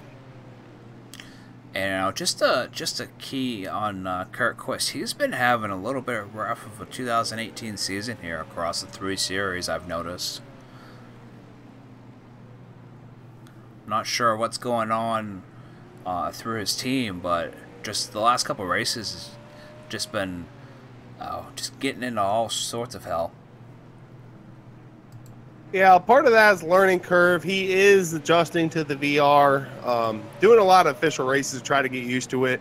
Backstory for Kurt, he does have wins in the league, but he has now switched to the VR, which a lot of guys are trying to get used to, myself included. It's so different. It's just something that it's going to take a while. Yeah, and that's about the same as me. It's still early in the season, and it's kind of hard to judge a season this early and get your head down. And myself, I got a little upset at the Phoenix race, and so I set myself out of race just to kind of take a breather, and knew coming back at Martinsville not to judge it on this. And going into Texas next week, I'm really looking forward to that. I felt like I should have won Texas last year in the chase, and I didn't do it. Got Richmond. I did win Richmond last year. But speaking of the VR, that was one of my issues. I got I'm on a single screen right this second, and the way I run my field of vision is so close up to give you that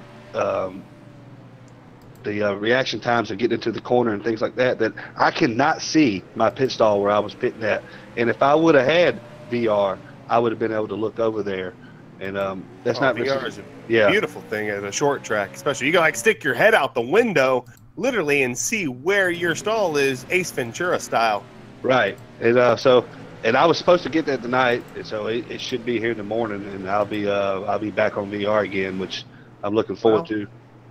While we were talking about VR, guys, the 95 of Kurt Quist got into the 65 of Justin Bland, took that position. 65 is now battling for the 11th position with the 82 of Jordan Mackey in that Ohio State car. Jordan Mackey not giving up, going to stick that inside, but a pro like Justin Bland knows this track, and he cannot give you any extra track, and he's kind of pinning him down there, doing what he has to do, man. And this is fighting for 11th position, guys. We got everybody in front of them, single file, nice and easy right now with nobody. Oh, Jonathan Boger loose off the turn. I don't know if you guys caught that. Jonathan Boger, the number 21, running third, got really loose off the turn and saved it. What a save for him. Going back and take a look at that right now, actually. He was trying to keep his car very close to Doug Hess on the exit of 2 and just wheel hop a little bit. Yeah. And if you want to look at a battle right now, Ed Adams on the inside of Derek Carpy.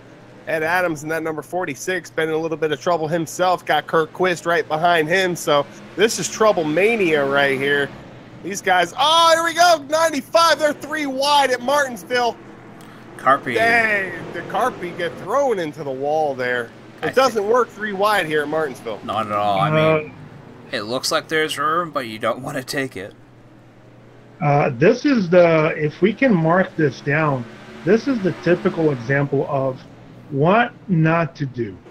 Because what Kurt just did is the prime example of the thing that will piss everybody that you're racing against, and this will, oh, we have a Justin Bland going around. Well, if you want to go back, Ed Adams spun Kurt. Kurt comes spun Ed Adams. That's what got me. And so I think Kurt's probably diving it in there with a little pissed off attitude with Ed. Oh, but that's the thing. Like, it happened. You're racing. You guys are both on the lead lap. You're gonna try to be like. This is the second time that he's trying to get back to the same guy on the race. You already have an EOL. If he would have spun Ed there again, you're on probation. He gets disqualified. He gets on probation. Like, and we all know reputation is a thing that you don't want to ruin. Like, you want to be known as the guy that you can run like hard. You can be aggressive. Wall. Well, I was watching this. This is a complicated one because it's a number of factors in this one. You want to follow along here and a chase or far chase with the number 65 of Justin Bland. He's coming down the backstretch on lap 223. He's got the 82 coming to his inside. 82's there. I don't know if he knows he's clear or not, but when he goes into the corner there, he just crowds him too much, and the 82 touches his bumper. 82's got nowhere to go. 65 gets turned around. 65 saves it into the grass there a little bit, gets going. Caution's not out yet. And as soon as the 65 gets into the gas, he punches it, comes up into the outside wall, takes out the 44, puts him into the wall, gets turned sideways, and that's when the caution comes out. You broke that down pretty good there. A lot of wrong things done, like in less than a lap. Jesus Christ. Yeah. You had plenty of practice tonight with. This is when you want to screen out, like, get your hands out of your behinds. What the hell are you guys are doing? Like, check up a little bit, just easy. Get the car going straight. Let's go to another turn. And Luis, that's the thing is, these guys are better than this. And I can be the number one person that gets on hard on these guys, especially with lots of cautions and wrecks like that, because I know what they're capable of doing. But guys are just being so aggressive. I don't know if it's just like the first true short track of the year. I know we went to Phoenix, but I don't consider Phoenix a short track. I don't know about you guys. Short tracks we have here in Bristol. Right. So this is like the first. Yeah. This is like the first real true short track we've gone to, and I don't know if that has anything to do with it. And guys are just pushing each other around, and probably right about now, everybody's wishing this race was over. Tempers are starting to flare. There's only one happy person, and he's in that white Chevy with that Volvo engine in it. Here's the thing about short tracks. The longest race we had was Atlanta with 228 laps. I mean, Daytona itself was 200. Las Vegas was only 187. Auto Club with 140. We're now at Martinsville with 350 laps. I just don't think people understand the amount of laps it goes. I mean, 3 out of the next 5 tracks are all short track races. You got Martinsville, we're at right now. We go to Texas, that's a 1.5 mile track. Then we head to Bristol, 350 laps at that half-mile bank track. Richmond, 280 laps, another short track. And then we switch it up. We go from the South Pole to the north with Talladega. Then we go back to Dover. So it's going to be crazy here. Yeah, I forgot about Richmond. And we're back to green flag racing. Now, I still count Dover as a short track, too. I mean... Dover is a short track. That's a monster mile. That's a mile-long track with 850 horsepower cars, man. That's a short track. It's a better version of Bristol. It's Bristol on steroids for sure. Man, 88 getting loose right there. You know what? We got some great racing at Dover. We do. We do. Overall, actually, through all 3 series. Jimmy Cooper making it happen. I'm so proud of this guy. He puts in so much hard work, man. I can't say enough about this guy. I know you guys are probably sick of hearing about him. The 3 wide going down the backstretch again, and they make it happen. I don't know how they saved that. 46 and Mitchell Riggs in the 09 were basically touching. He took out the 09, and 09 saved it. Amazing racing going on right now. These guys, I guess there's 2 to go, guys. We didn't get the notice. They probably wish it was 2 to go. You figure some of these guys, what time did the practice lobby open up tonight? 6? 6:50. 6:50. So 6:50 p.m. Eastern. Some of these guys have been in here that entire time. So that's 4 hours on the track right now. Yeah, some of them need 40. I'm not questioning that at all. I'm not disagreeing with that at all. You know. As of right now, under all the cautions we have, we really only have 3 EOLs. That's a 27, 95, and 65. These guys don't want to be caught in anything right now with over 100 to go. If they're caught in another incident and they're the cause of it, they get DQ'd, fellas. I gotta say, I was just gonna ask, do we have any DQs? Not right now. Well, we are at 124 laps to go. And there are still 15 cars on the lead lap right now. Daniel Reese, that first car lap down, 3 to be exact.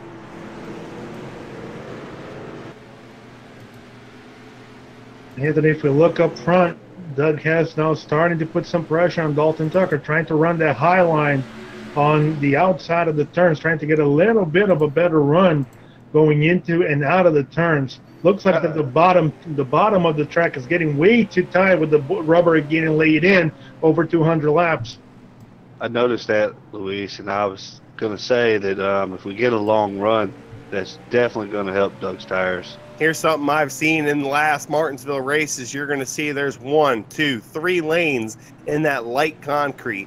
Guys are going to start want to run in that 3rd lane. If you look back in the 4th place position right now, Derek Norton, actually he's 3rd, sorry, passing lap cars here. Derek Norton's running that preferred line.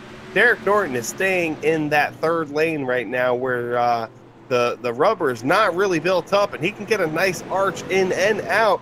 And then you see he might be catching up to these guys, and that's something that they need to look at because they're both running the bottom 2 lanes. Derek Norton really looking at that 3rd lane. He actually gained 0.2 of a second right there by doing that as well. And Scotty, you were complaining about not being able to run Martinsville. Like, pull out your little notebook.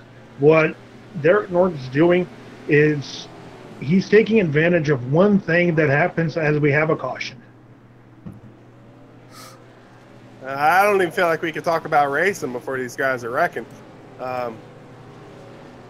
Where's the free alcohol at? Because I'd like to join. Was that stats?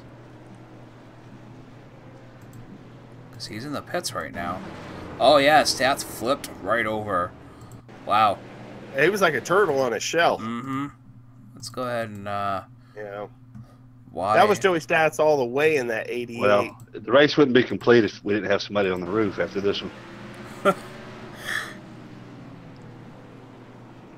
Oh, the 88 was on his roof like a turtle. He came up into the 44. And you know what the funny thing is? His car's probably more intact than anybody else. He just flipped, so he was just running on the roof. His engine, everything else should be fine. Wow.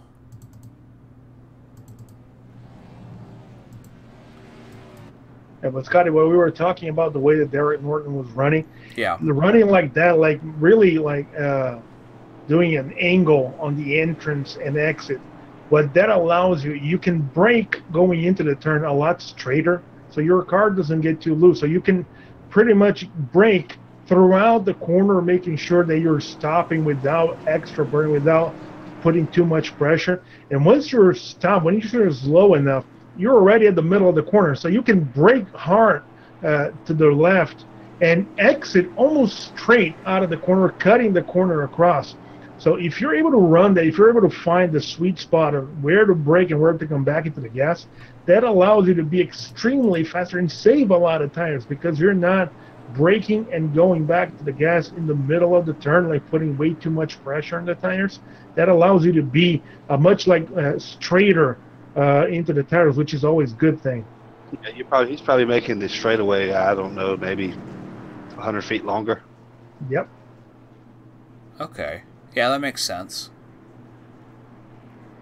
Because you can angle because you're not going right at the yellow line on the inside of the corner, you don't have to worry about making that sharper angle. So you can enter a little bit wider, making sure that you are using a little bit more track, brake without having to turn your wheels so much, and then making sure that when you're coming out of the corner, you can cut the corner across. You don't have to wait until you have enough clearance to be back on the gas. So it allows you to brake later, use a little bit more brake without having to be way too hard on the brake, and come back on the gas a lot earlier and be a lot more smooth on the gas, saving a lot more tires as well.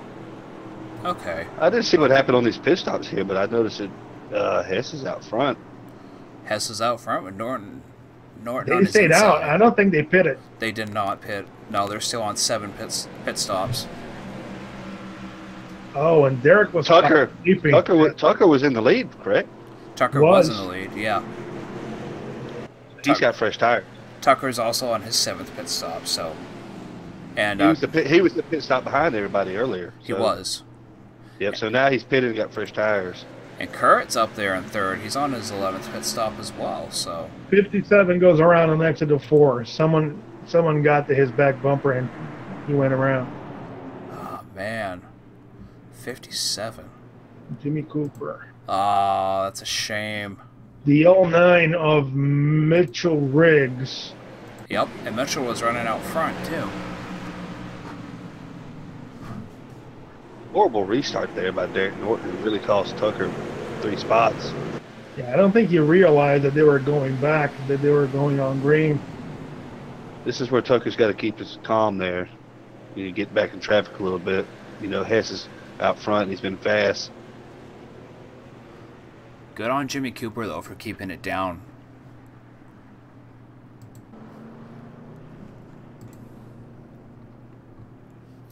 Yeah, and we're talking about Dalton Tucker here. If he manages to understand who's around him, he has, like, Doug Hess was probably the most aggressive guys on that first couple of laps of the restart. So he was using his tires pretty hard. In between him and Doug up in the front, he has Derek Norton, the 47 car, who was being very fast. So if he can push Derek and make Derek attack Doug, he can sit back, save a little bit of equipment, and depending on what happened, those two might just kill each other, and he can all of a sudden find himself back in the lead without having to do anything.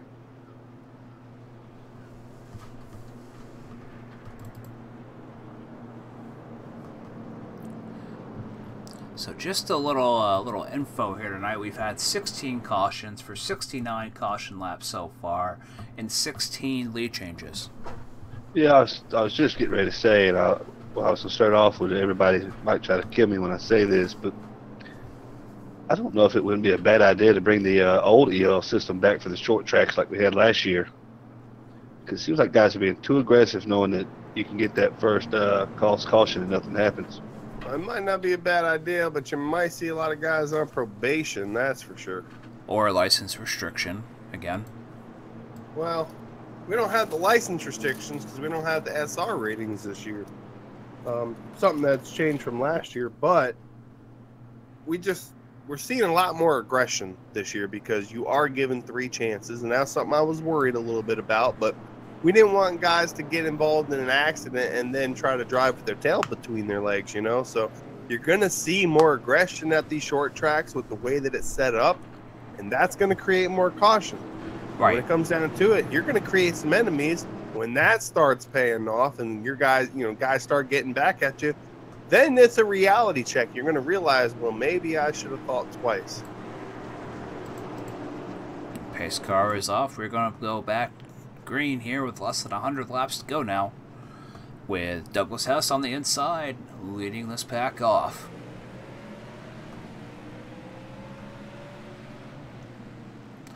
At this point, I think it's anyone's game. I mean, there's been so many position changes and lead changes. I don't know. Who do you guys have for a pick? It's going to be Dalton Tucker. It's still a long ways. As long as he's got Kurt Quist and them guys in front of him. Just stay clean here. He's going to get back up there and win this race. I agree. If I can get on the headset and scream on Dalton's ear, don't do what you're doing right now. Save your stuff. Don't try to pass guys on the outside because they're being way too aggressive. Something's going to happen to you. Just save your stuff. Wait a little bit. Jonathan Boger can also get it done, guys. He's another guy who's been putting in a ton of laps. A lot of improvement from last year to this year. As you see, he's staying to the outside. Doug got a little bit loose there. Doug now on the inside of the 95 of Kurt Quist. And Kurt, hey, there's contact made again for the third time I've seen during this restart. And Doug's going to fall back a little bit with the 14 on the outside, looking to gain that third position as they are fighting inside and outside. 14's got it on to the outside going into that turn there. Now they're all single file. Kurt has just been super aggressive tonight. Well, so far it's paying off. He was fighting between 11 and 12. He's all the way to the second place right now, so it's working for him. It may be working, but I think he's going to make a lot of enemies here tonight, too. Oh, for sure. Yeah, you gotta think about it like, Anthony was saying earlier. You're going to make guys mad and people want to pay you back, and then you got people like me who sit on it for 5 months and wait till you where it really counts.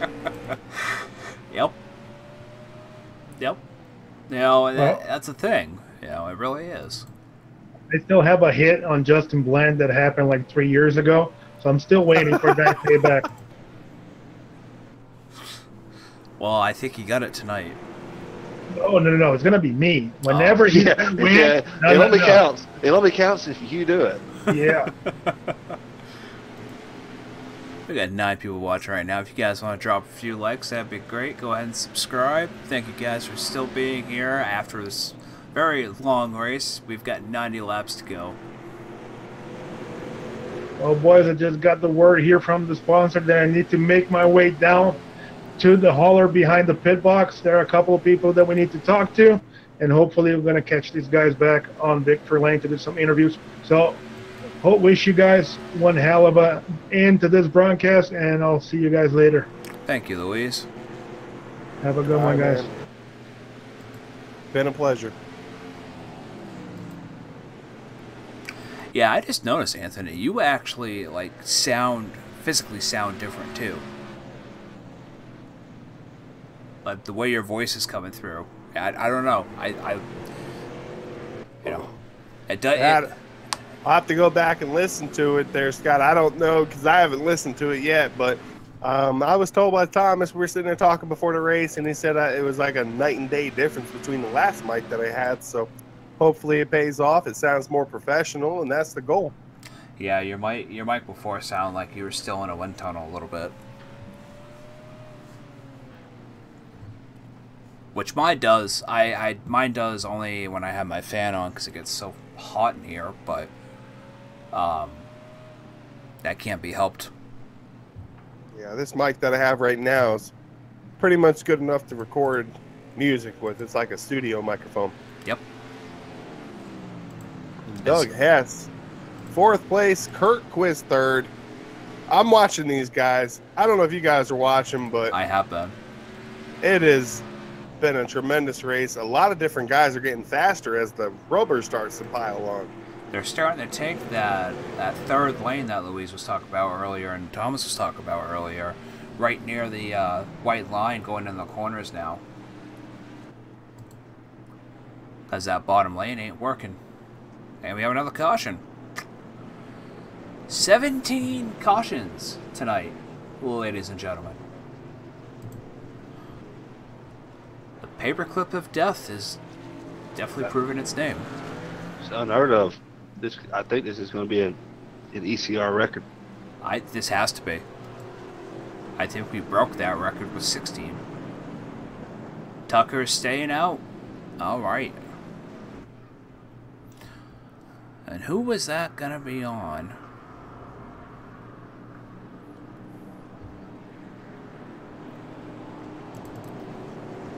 Wait for Anthony to come back, see if we can get a copy. Yeah, I can't see. I'm out of the lobby, so I'm actually watching on YouTube, which right now it looks like the 57 came down on the 82. The 82, there's nothing else he could have done. He was on the inside lane, the lane 1 there, and got pinned down. He couldn't have came up any more than he did. I mean, he's holding the first lane, so 57 comes down into that first lane, doesn't realize 82 has a run, and gets taken out. So that's on the 57 there. Can't blame the 82. He's just holding his line, has a nice run, takes it.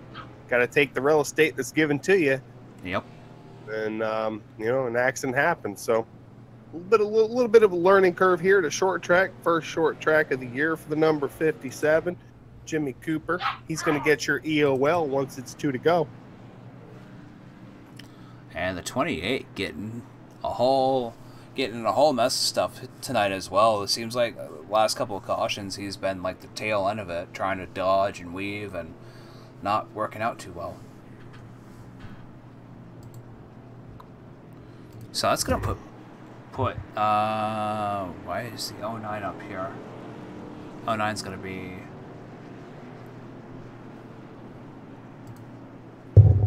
laps down, maybe? Yeah.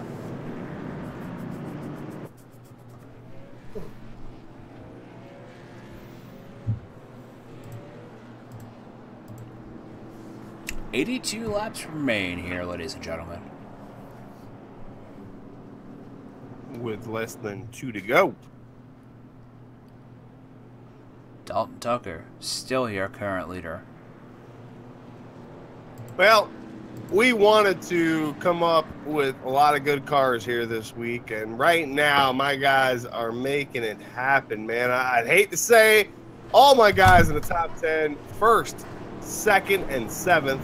Dalton Tucker, Jonathan Boger, Josh Mayu, all making it happen, man, taking care of the cars. Real proud of them guys here tonight. Just want to shout out to them. I got faith in them. All looking for a win here. Here they go. And just a little bit of information out there. Dalton's led 184 laps here tonight.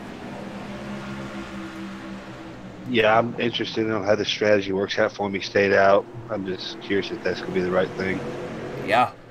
Yeah, he's 7. Yeah.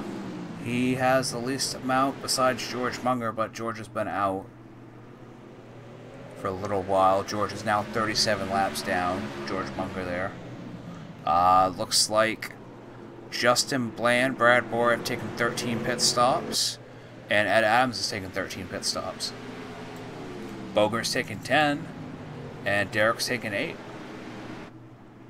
Kurt Quist is currently at 12 pit stops. So, I mean, the strategies, all, you know, this whole top 5 right now, different strategies.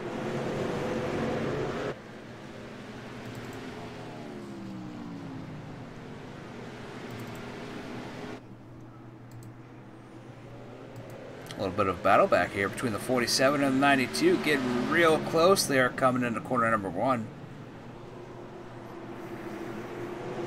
I think Anthony's doing a little pep talk right now to these guys on the track.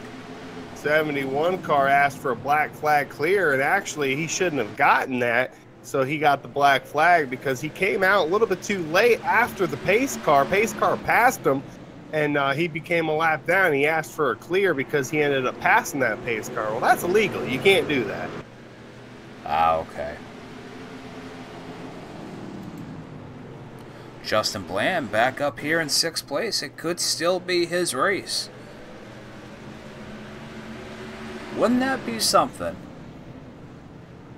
Draw that damage coming back up here to win it. That would be nothing short of amazing. He would need an achievement or a trophy for that. Yeah. If he can keep this thing clean and finish top 5, it's a victory. Right. Now, speaking of interviews, are we interviewing the top 5 or just the top 3?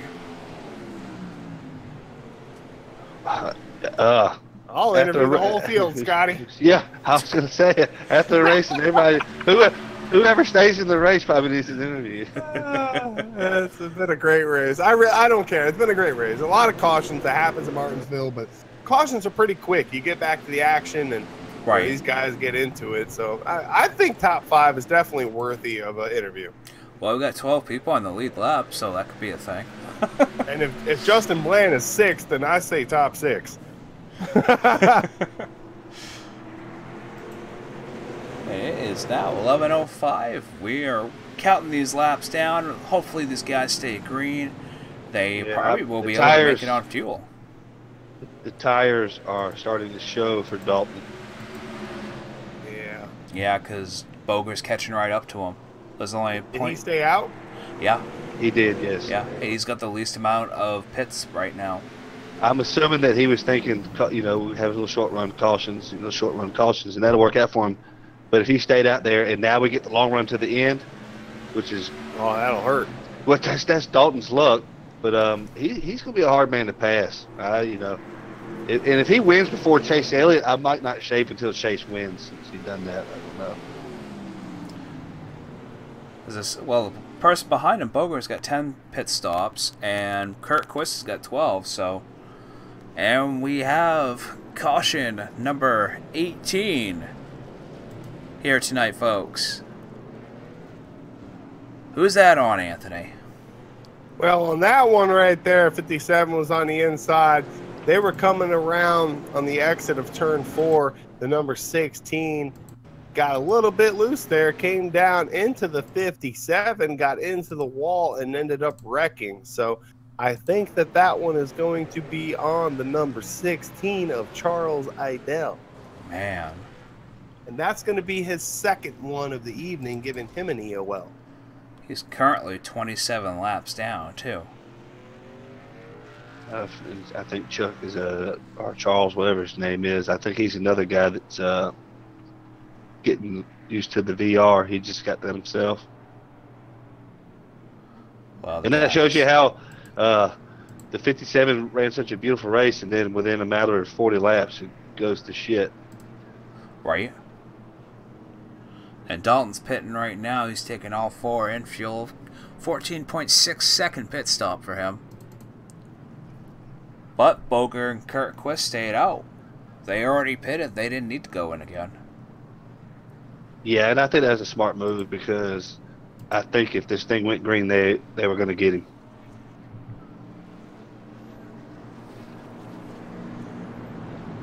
And I'd like to apologize earlier for the internet being all screwy. I'm not sure what was going on, guys. People that are watching at home, glad that it has been back since about lap 50, I do believe. So,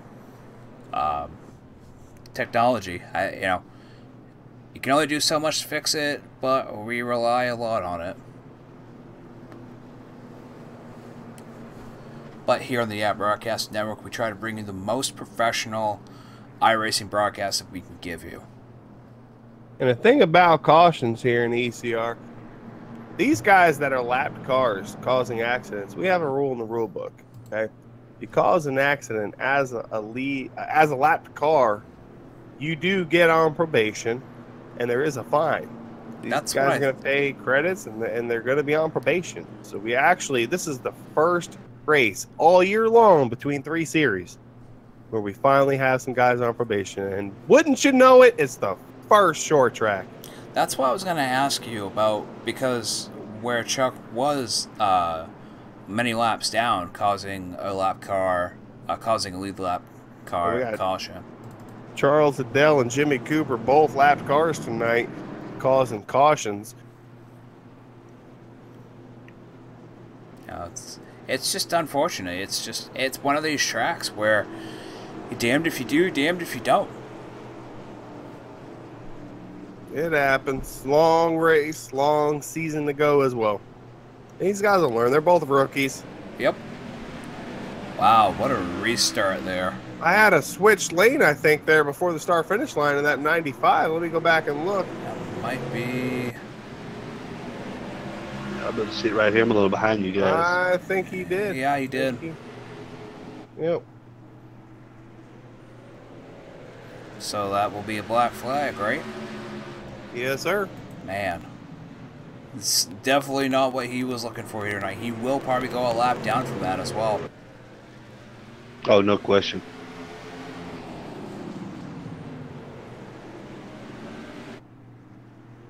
Yeah, he probably still had 2 more car lengths to go before he crossed the line.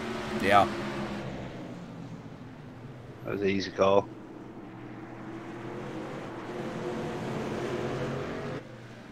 Oh, man. Almost getting loose there, too, trying to get down low, and another caution. He has not yet served the black flag. Would he get disqualified? I No, believe what's going to it. happen there? Yeah. He's got to serve it when we go green. Yeah, I was going to say, you got to serve that penalty on the green, so he'll have to wait till we go back green. This Yeah. caution coming across the line into turn 1. The 9 car gets into the 65. That's what's going to cause this caution. Massive cars there. There's like 3, 4, 5 cars involved in that one. All starting off with the number 9 of Brad Borer in that Mountain Dew Chevy. Let's go ahead and take a look at that real quick.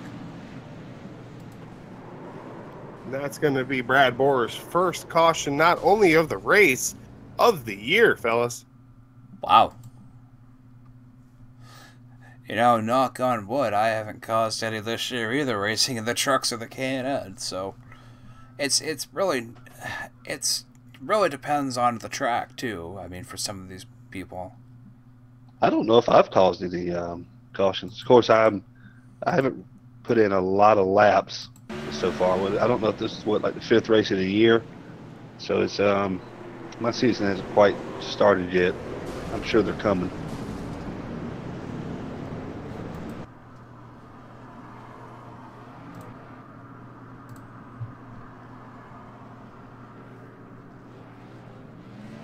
Alright, let's go ahead and back up. Jonathan Boger still your leader. Dalton Tucker back up front. Ed Adams up to 3rd place now with Matthew Hibbs right behind him. Ed Adams, the one with the most pit stops in the top 5 right now. 14 pit stops. And Justin Bland probably came in this thinking, you know, it's just Martinsville. I'm probably going to come out with a win again. Unfortunately, he's sitting back in 8th right now, getting into that last caution as well. Yeah, and I actually expected Bland to be a little bit more competitive as he was than he was earlier in the race. It looked like he elected to start out back, and I don't know if that was to get an easy pit stall coming on the pit road or what.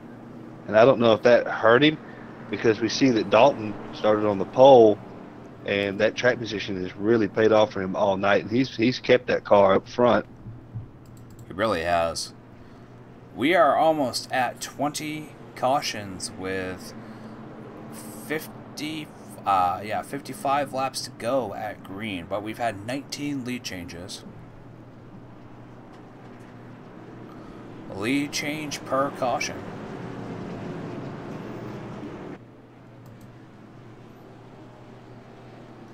You know, these guys that get the EOL or get to pass the pace car staying out, they don't have much time to go back around the track before these guys go back to green either.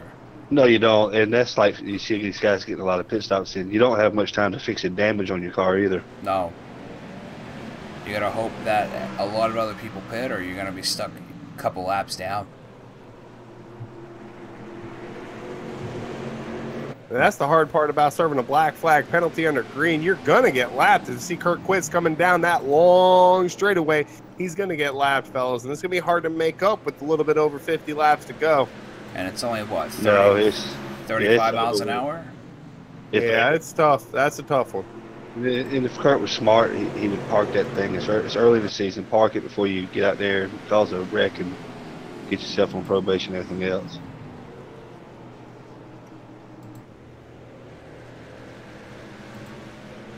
Well, We got some hard racing going on, fellas, as Doug Hess looks to the inside of the number 09 Mitchell Riggs. Got a lot of fast guys here tonight with guys. I'm just so not used to seeing certain people up here right now. Ed Adams in third position, looking good here tonight, man. Actually has some speed. These guys, I don't know if they got anything for Boger and Tucker, though, man. Them motors, I don't know what it is for them cars. They just got a little bit of speed. No, you're right. A lot of, there's been 19 lead changes there, Anthony. Oh! Wow. Yeah, 46 got in. Oh, we got a caution.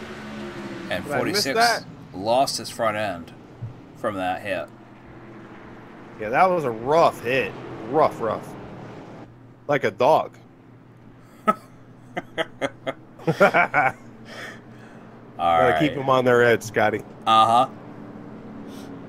All right, who's that on this time? Jordan Mackey in the 82. He's coming down the back stretch. Oh, front stretch, sorry. Goes into turn 1. He's behind the number 7. Number 7 comes up a little bit. Gives barely enough room. And the 82 tries to take advantage of it. Comes in hard. And just takes out the number 7. You know, it was a really aggressive move. I want to say that one's on the 82 because there really wasn't any space there for him to try to make that move. No. But then again, the 7's laps down too. The 7 should have no, 7's on lead lap. Sorry, I was thinking of the wrong person. Ha. I mean, if you're laps down and trying to pull that stuff and trying to cause the lead lap car to go down, that's not any race etiquette right there, or showmanship, you know. Especially if you cannot fight for that next position, what's even the point? That's just you're just creating an enemy at that point. Well, I heard those guys bickering back and forth on the mic earlier in the race, so I'm not sure if that's carried over as well. I wouldn't be the least bit surprised. Yeah, they had an altercation together earlier in the race.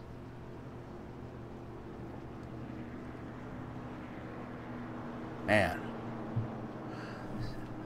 Anthony, I think we have a new record. 20 cautions. It's not over. And it's not over. We still got 48 laps left. We actually have Jordan Mackey in that 82, the cause of that caution there. He's actually arguing that 65 was too slow and he should have moved over. But this is a lapped car talking about lead lap cars, fellas. And this is something that, you know, we hope that these guys can understand moving forward is when you're a lapped car, you have to make clean passes. Right. You're going to wreck somebody, especially lead lap cars. It's not going to turn out too well. Yeah, I mean, if you're a lap car and you're coming up through the field, you want to race those guys clean. But also, if you're a lap car and you're off the pace, I mean, you don't have to move over, but you can expect all that stuff to come full circle right back at you. I'm getting a different perspective sitting up here watching these guys race, and I'm watching a lot of aggressiveness, and I'm seeing some guys that I'm definitely going to have to race a little bit different throughout this year because I see how they're racing. But, you know, also short track racing aggressiveness is different than, you know, the mile and a half ovals, the 2 mile ovals. I mean, yeah. Next week, if you want to race like this at Texas, you won't have a fight chance. No, not at all. You'll burn your tires up so quick. Might as well just be in the back.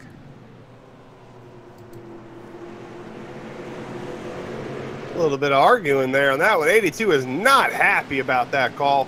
He's probably going to bring that up after the race, and that's these guys' powers. You know, if you don't agree with a call, bring it up after the race. You could possibly take away an EOL or a fine. You know, it could be costly. And in the 82 situation, there's a lap car causing an accident with a lead lap car. He's on probation, so we go and review that, and the admin say, well, it wasn't the 82's fault, and I called that wrong. 82 wouldn't be on probation, so could be a big call for him, but he's definitely going to go ahead and put in his review there, and that's their, you know, they can do that. So moving forward, I didn't see anything wrong with your car there on that replay, so it's just you're mad when a lap car when that happens to you. He does have a lot of speed. He's just 4 laps down.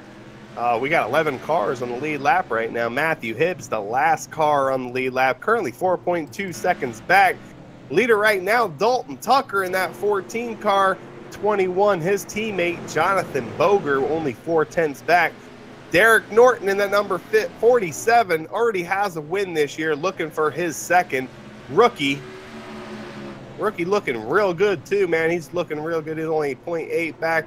Got Doug Hess on his tail with Ed Adams in 5th, Mitchell Riggs in 6th. These 2 rookies, man, I'm telling you, Justin Bland sitting in 7th has found himself a real good team this year. Got Derek Norton in 3rd, Mitchell Riggs in 6th, Justin Bland himself in 7th.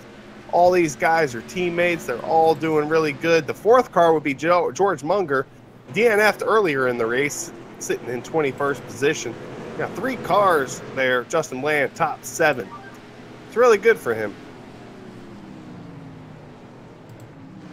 And Derek looks really fast, but I think it's going to be hard to get around the 21 in time to catch Tucker if this thing goes green.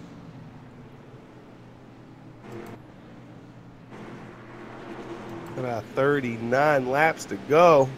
Derek Norton putting the pressure on Jonathan Boger, but he's just not able to get enough traction on the exits like Jonathan Boger's able to get.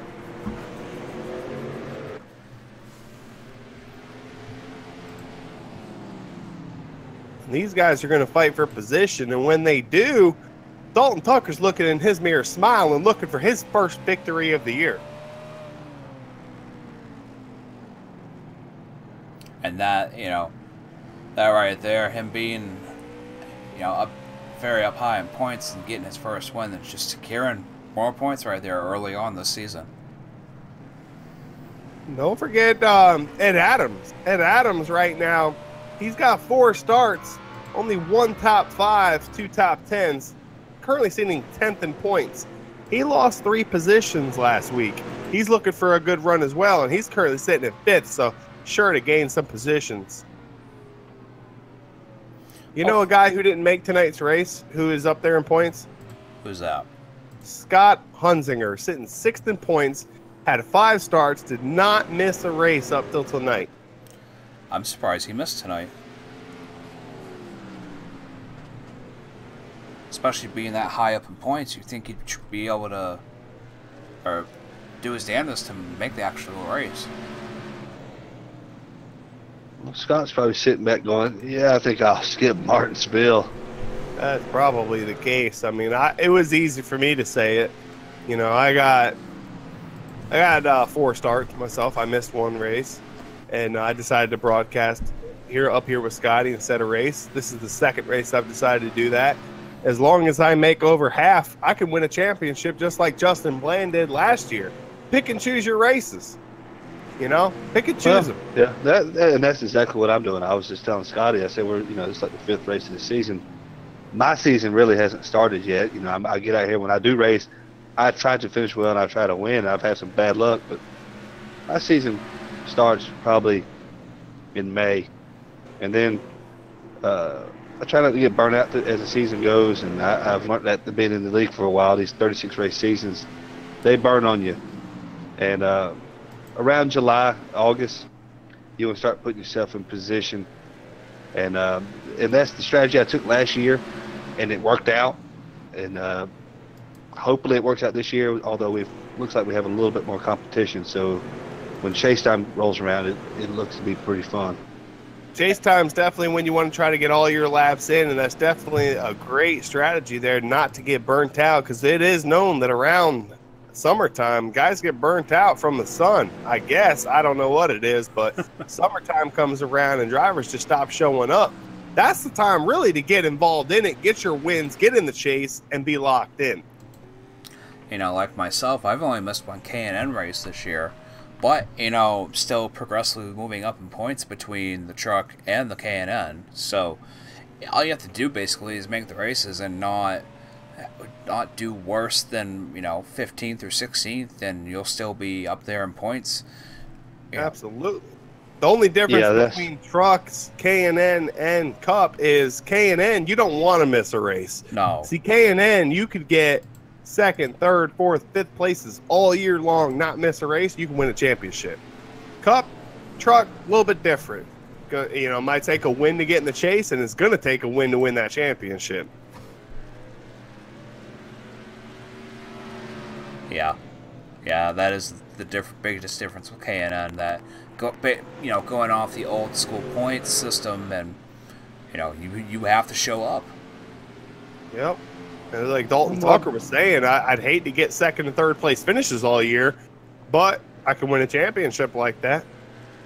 Yeah, and I'm watching right now, and Derek's really diving in hard, and I don't know if that's gonna let him catch Tucker, but if it does, I don't know if that right front tire is gonna have enough to get around Dalton. With over 25 laps to go, just about 25 to go there, Thomas. You're right, man. It's a good catch. If he's going in a little bit too hard, he's going to end up getting real tight. You see him catching Dalton right now, but yeah, he's going to end up getting tight here. Yeah, he was diving in really hard. But they're going to be coming up on lap traffic, and that's going to have a lot to do also with how these guys play out, because they're coming up right now as they go into turn one. Charles Liddell sitting in 20th position with 45 laps down, right behind Daniel Reese in that 71 car, 3 laps down. So both these guys flat cars, hoping that they just move on over for Dalton. But, that's on them. Yeah, we are 24 to go. Noticing something else, too. Dalton's been on the bottom all night, and he's up there in the gray area now. Oh, so he's changed his driving up. Oh. Number 16 slowing right down there, causing Dalton to slow down extremely quickly. And Derek Norton capitalized on that. Derek Norton back on the bumper of Dalton Tucker. That's what lap traffic will do. And just a check here for Justin Bland, currently sitting in 8th position.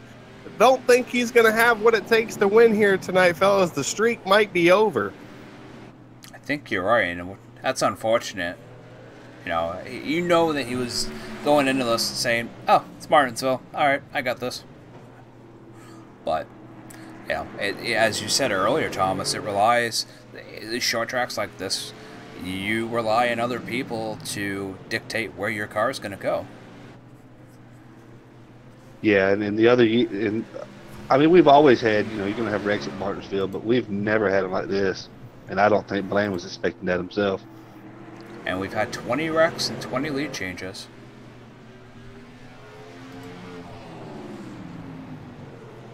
Man, Derek really pushing Dalton Tucker.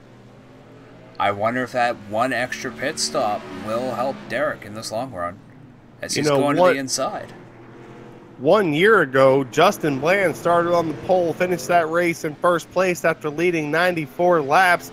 Only had 6 different people lead that race. That was Nick Olson, George Munger, Matt Moritz, Jerome Gustin, and myself. I led 47 laps there in that race, and didn't even finish on the lead lap. You only had 8 cars finish on the lead lap out of 22. So a lot more competition, a lot more cars, a lot more guys running on the lead lap, a lot more to lose, a lot more laps as well. So this theme here going on is there's a lot more going on. Contact for the lead here, 47. Yeah. Dalton Tucker, second place now, 47, the leader. And now Derek Norton's going to run that middle lane there, and it looks like it's, he's getting a little bit of advantage on that, getting more of a run coming out of 4 and coming out of 2.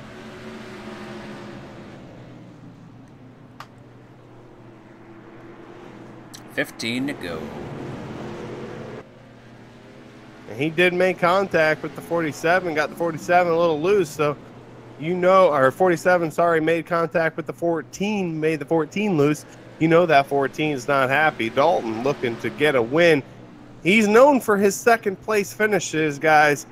Currently sitting in second place. Not too happy right now. I know he wants that win more than anybody. He wants that win more than Thomas Lattimore wants a Martinsville hot dog. Yep. Yeah. I can tell you right now, if that would have been me that got pushed out of the way, you know what I'm doing. Oh, Dalton almost getting into the back of the 90 right there.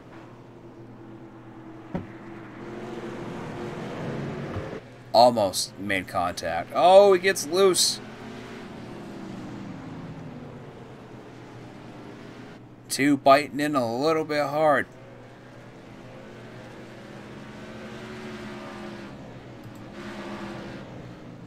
Man, oh man, you know, Derek Norton might be another rookie win for him this season.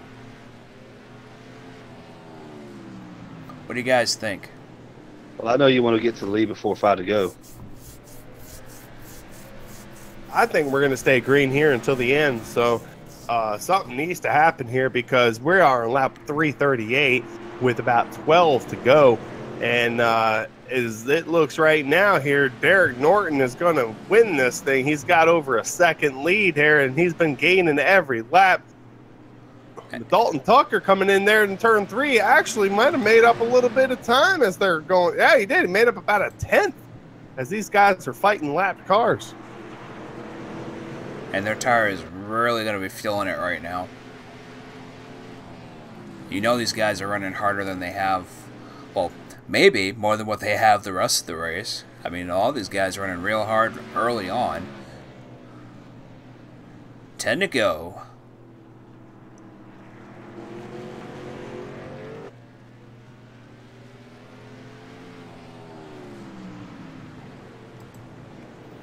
And this race has lasted 2.5 hours.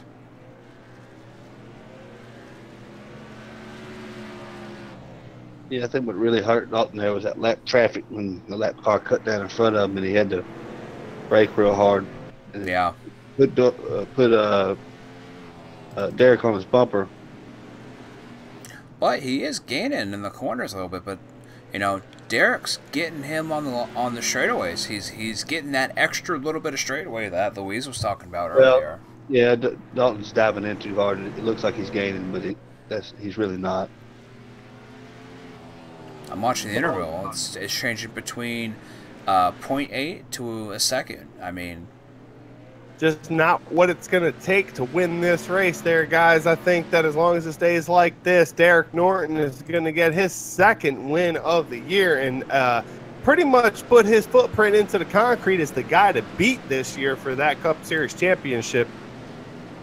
I think you're right about that. Coming into ECR as a rookie and doing this good between all the series, especially Cup, you know, making a name for himself. You know, they say that money isn't real, but I'll tell you what, JBR, Justin Bland Racing, won that championship last year, went out and became a 3-car team, found himself 2 more drivers. These guys, I'd hate to say it because I don't, you know, it's kind of a rivalry, but these guys are fast. Got a lot of money built up into these cars, and they're doing good, man. So I know he's proud as an owner right now, and these are guys that you need to beat. It's good for the league. It's good for him. A lot of competition. These guys, Derek Norton, Mitchell Riggs currently running 5th. Justin Bland holding on to 8th place. You know, 3 cars in the top 8. That's not bad at all. No, he's definitely going to be a happy team owner tonight, minus not winning the race, but... Let's see. He's got 2nd, 5th, and 8th. I have, my cars are 2nd, 4th, and 9th. Almost the same. 2nd, 4th, and 9th. And then, of course, I didn't race tonight. Actually, if you're looking for a ride in the Cup Series and ECR League, I'm more than happy to hire you. Come on down, fill out an application, be a part of Haters Make Us Famous Racing. Got a lot of horsepower. These cars provide 850. Haters Make Us Famous Racing provides 851. Hey, I might fill out an application. You talking about that 8 car? Yes, sir. I might have to start racing every week then. Budweiser comes with the sponsor, as well as Jim Beam and Marvel. You got Marvel as a sponsor this year? Wow. Yeah, man, Deadpool's the shit, so is Punisher. A lot of cool sponsors that can come with Marvel if you think about it. Yeah. Are we doing a superhero theme this year? Maybe. I can't speak on that right now, as that's under investigation. No, I'm talking about themed race, as we are on the final lap. Yeah, I hold back my comment. Okay. Oh, we're on the final lap. Yeah. Derek Norton leading on into turn 3. Let's make it exciting here. Dalton Tucker, 0.8 back. Will he finish it? Fuck no, he won't. He's going to get second place. Doug Hess third. Jonathan Boger finishing in fourth. Only 4/10 ahead of Mitchell Riggs, currently in fifth. Kurt Quist, talks a lot about him. Going to finish sixth place here tonight with Ed Adams, that 46 car, finishing in seventh, fellas. I don't know. Actually, I got Justin Bland in seventh, Ed Adams in eighth. A little bit of a altercation there must have happened that we may have missed.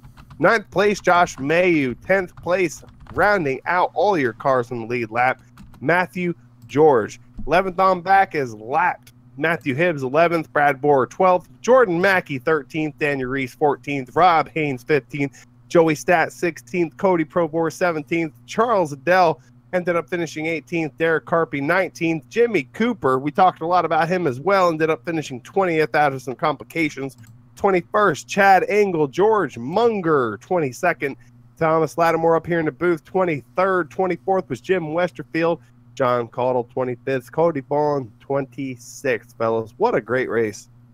Wow. Wow.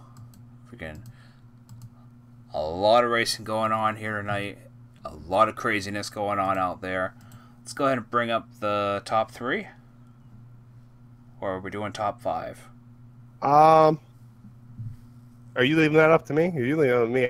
I'm bringing top 5. Yeah. You go ahead. Mitchell. Go ahead and do the interviews, yeah. Well, let's go to a commercial break real quick. Okay. Hold on just a sec.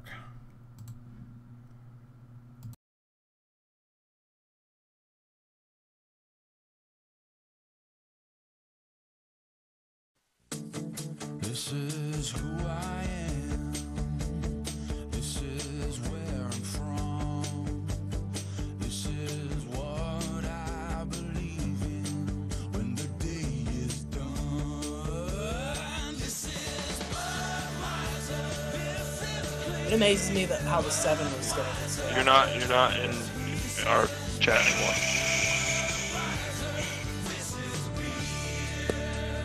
Library.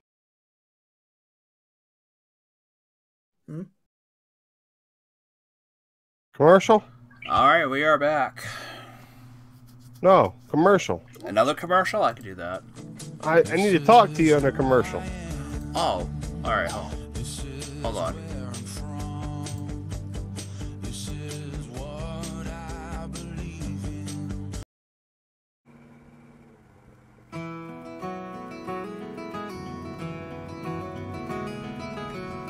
like the pine trees lining the winding road. I got a name, I've got a name. Like the singing bird and the croaking toad. I got a name, I've got a name. And I carry it with me like my dad. Alright, we are back with the interviews of the top 5. Anthony, go ahead with the 09 of Mitchell Riggs. I'm down here in pit road with the 09 of Mitchell Riggs. He actually is here, and I don't know how we're going to handle this because he's mad. Mad about this top 5, and that just shows the competition in it. So Mitchell Riggs, I know that you started 4th, you ended up finishing 5th. You showed a lot of speed in practice.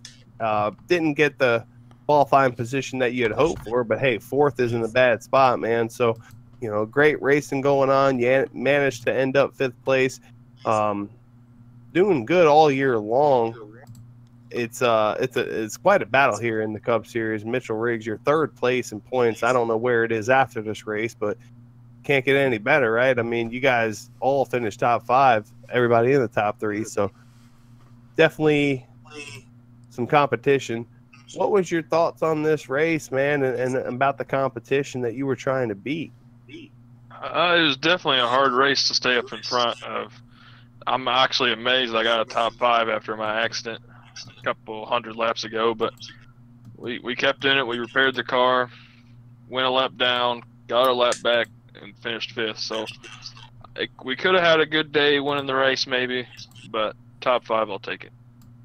Mitchell, you guys have fought hard. You sat third in points coming into this race. Currently 5th. The only people you were behind in points was Derek Norton and Dalton Tucker. Them guys finished top 2. What's it going to take to beat them guys this year?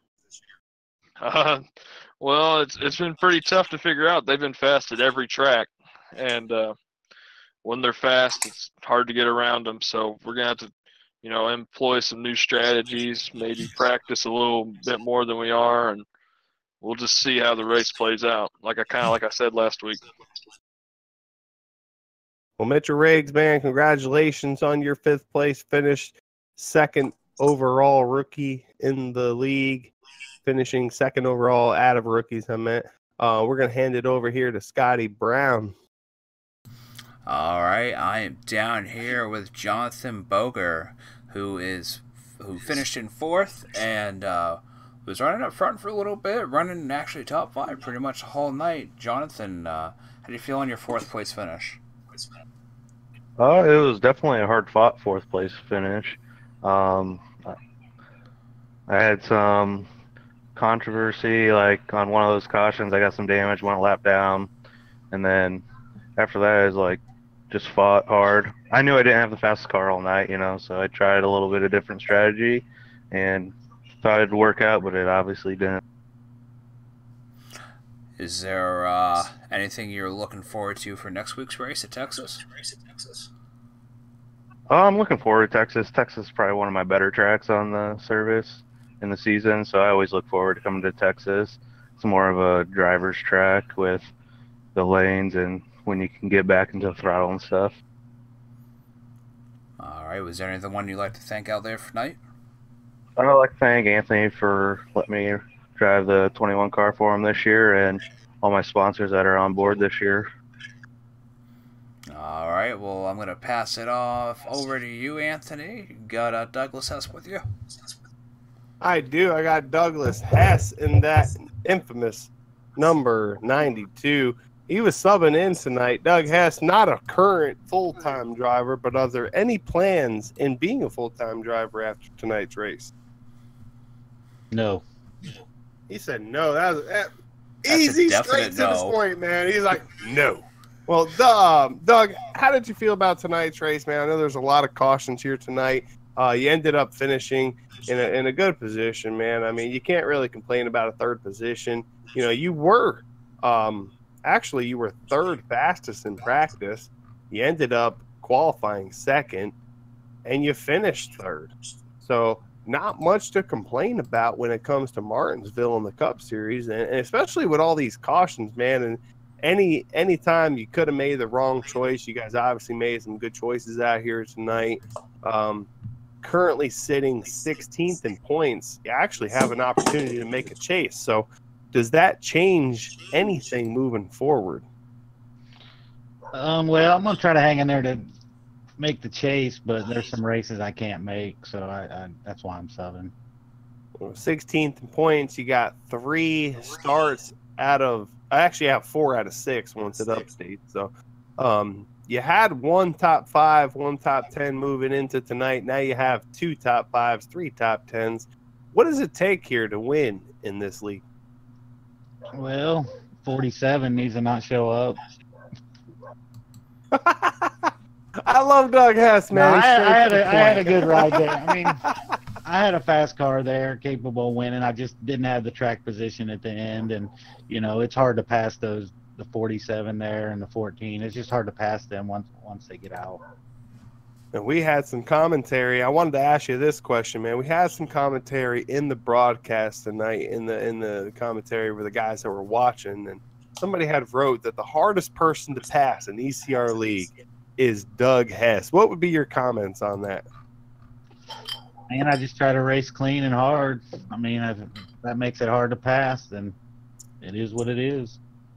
Yeah, that's perfect, man. I mean, you drive the good wrench car. You're number 29. It's kind of like the Dale Earnhardt, Kevin Harvick combination. So anybody you would like to thank as we move forward here tonight? Yeah, just those guys are running me clean today. The guys in the booth. We'll hand it over to Scotty Brown, which I think he has made it over to the number 14 stall of Dalton Tucker. Scotty, it's all yours. All right, Dalton Tucker, congratulations on second place. It seems to have your name imprinted on second place this year so far. How are you feeling about that? I mean, you don't need to win a race to win the championship, but even being in second place, how are you feeling? It's getting pretty old. I don't know what else to say. I'm sorry. It's just getting old, getting top threes. Hey, it's at least you're getting top three, which is still more than what a lot of these other drivers can say. You can get like top fives or top tens. Getting a top three in these ECR races is a feat in itself. Yeah, it's just frustrating thinking that you have a shot and certain things happen and I don't know, it just doesn't happen, but it is what it is. Well, you did lead the most laps here tonight as well, so I mean, the track was not easy for most of these guys out here. Yeah, it was definitely tricky, especially on longer runs, and a lot of times I stayed out with 2 tires or no tires, and holding them off was pretty hard at times. Yeah, you had a total of only 8 pit stops here tonight, while others mostly had 9 to 14. Yeah, once I got up front, from the beginning, really, I just didn't want to give it up because of how hard passing was. No, I definitely hear you there. Is there anyone you'd like to thank here tonight? Just appreciate you guys putting on a broadcast, so it'd be interesting to go watch it again. It was definitely an interesting race to call, I can tell you that. Yeah, I'm sure there was plenty of action for y'all. Yeah, it definitely was. Alright, Anthony. And I think you're down there in winner's circle. I am down here in winner's circle, Scotty, in the number 47, Derek Norton, with his second win of the year, but still not the points leader. Behind a guy who doesn't have a win yet, and that's the guy that you just talked to, Dalton Tucker. Dalton doesn't have any wins. Derek, you got 2. A lot of competition here, fellas. You guys are going to be battling back and forth, obviously, all year long. Derek, Dalton, Mitchell Riggs, always up there, Boger, Doug Hess. All these names are going to seem familiar here as this season prolongs. But Derek Norton, what does it take to actually be the first person to get 2 wins going on here tonight, man? I mean, the big thing here at Martinsville was just staying out of trouble. I mean, there was things happening all over the track. We got lucky avoiding some of the wrecks when we were mired back in the pack. And these guys are fast and hard to beat. I mean, a lot of these guys who don't have wins, they will get wins, trust me. And it's just inevitable when you have speed like they have.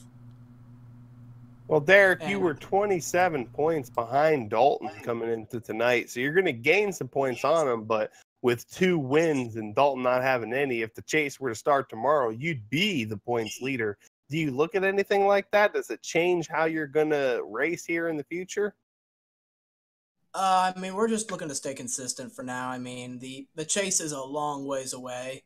We're just going to run our race and hopefully end up ticking off a few more wins before the regular season ends. Well, Derek, a lot of guys are questioning here tonight. They want to know, man, what's the secret? I mean, searching around for speed. I mean, the high groove middle groove came in after a while. Just you gotta search around for speed. I found some near the end of the race, and it helped me out a lot. Just searching around for speed on the track. Search for the grip. Did you realize that there was actually a little bit of a rivalry going on here with owners' points? I was sitting here looking at the updated owners' points, and 2 teams take up the top 5 in points, and that is number 14 in first with 47 in the 09, second and third. Only 1 point differential between you guys. You guys are 32 and 33 points back behind the 14 at Dalton, with 4th and 5th also being Haters Make Us Famous. So 1st, 4th, and 5th Haters Make Us Famous. 2nd and 3rd, Justin Bland Racing. That's 2 teams taking up the top 5 in owners points, guys. It's quite early in the season, but do you see a little bit of a rivalry happening here? Do you look at that when you're going out there racing? I mean, the guys at Haters Make Us Famous Racing, they're fast. I mean, they're always a threat to get wins. And again, they will beat us a couple times before the season's over. I can guarantee you that. Well, Derek, it's been 6 races in now. You missed Daytona, and I know that you had one of the faster cars at Daytona. So with that said, you probably would be right there on Dalton because you're only 27 points behind them, if not less than that, because the points haven't been updated yet. So with that said, man, a lot of races to go. What's it going to take here to be the points leader, or does it even matter going into the chase? I mean, consistency is what it's going to take. Just finishing, getting those top 5s, top 10s, and yeah, consistency. That's all it's going to take. You guys heard it down there, man. That's Derek Norton, his 2nd win of the year. And he's going to go ahead and take it off, man. I mean, he's burning out there. We've seen him do some burnouts, and his 2nd win of the year, a rookie, doing good things, man. Big things are happening. A lot of power under the hood. Going to hear from him probably a couple more times before the season's done there. So, Derek, is there anything you want to say to everybody out there watching? Anybody you want to thank? Well, first off, I still feel bad about, I made some contact with Douglas Hess to bring out that caution sort of midway through the race. I still feel bad about that, and I need to thank him for not murdering me mid-race. I appreciate that. After I made that, we were trying to work our way around a lapped car. I still feel bad about that. And I got to thank you guys for putting the broadcast together. Yeah, I got to thank Justin for getting me into this shindig. Cool to hear, man. We're going to go ahead and hand it over to our broadcaster here with the final words or any questions that he may have for you guys there. Scotty Brown, take it away, bud. I ain't really got any questions. It was kind of a rough race for the lot of you, but you know, we made it through 20 cautions, a long race at that, 350 laps.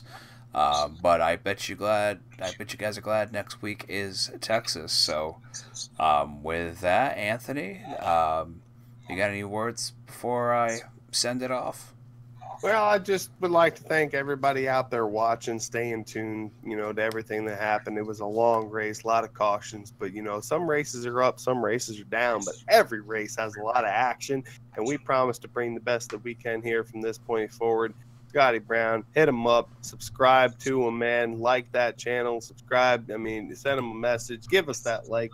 Definitely do everything we can to provide all the action we can, and we're happy that you guys stayed tuned and commented and, you know, gave your feedback throughout the race. That's what makes it happen. So on behalf of Broadcasting, we'd like to thank all of you guys, man. You're the reason that we sit back and do this, and thanks to all the guys that raced here tonight. My guys did a hell of a job. So did Justin Bland's, man. You guys are awesome. I love sitting back watching y'all race and loving the competition. That's pretty much all I got, man. I'm happy. It was a good race, in my opinion, with the amount of cars we had. I know there was a couple more cautions that we would like to see, but that happens there at Martinsville, and hoping just to move forward there, learn from those mistakes. As we got a lot of short track racing, fellas. Broadcast is not going to be broadcasting Texas next week, but we'll be back with Bristol. Bristol's going to be fun. Yes, it will. Well, all right, guys, that is it for us. Hope you guys all have a great night. Thank you all for watching. Bye.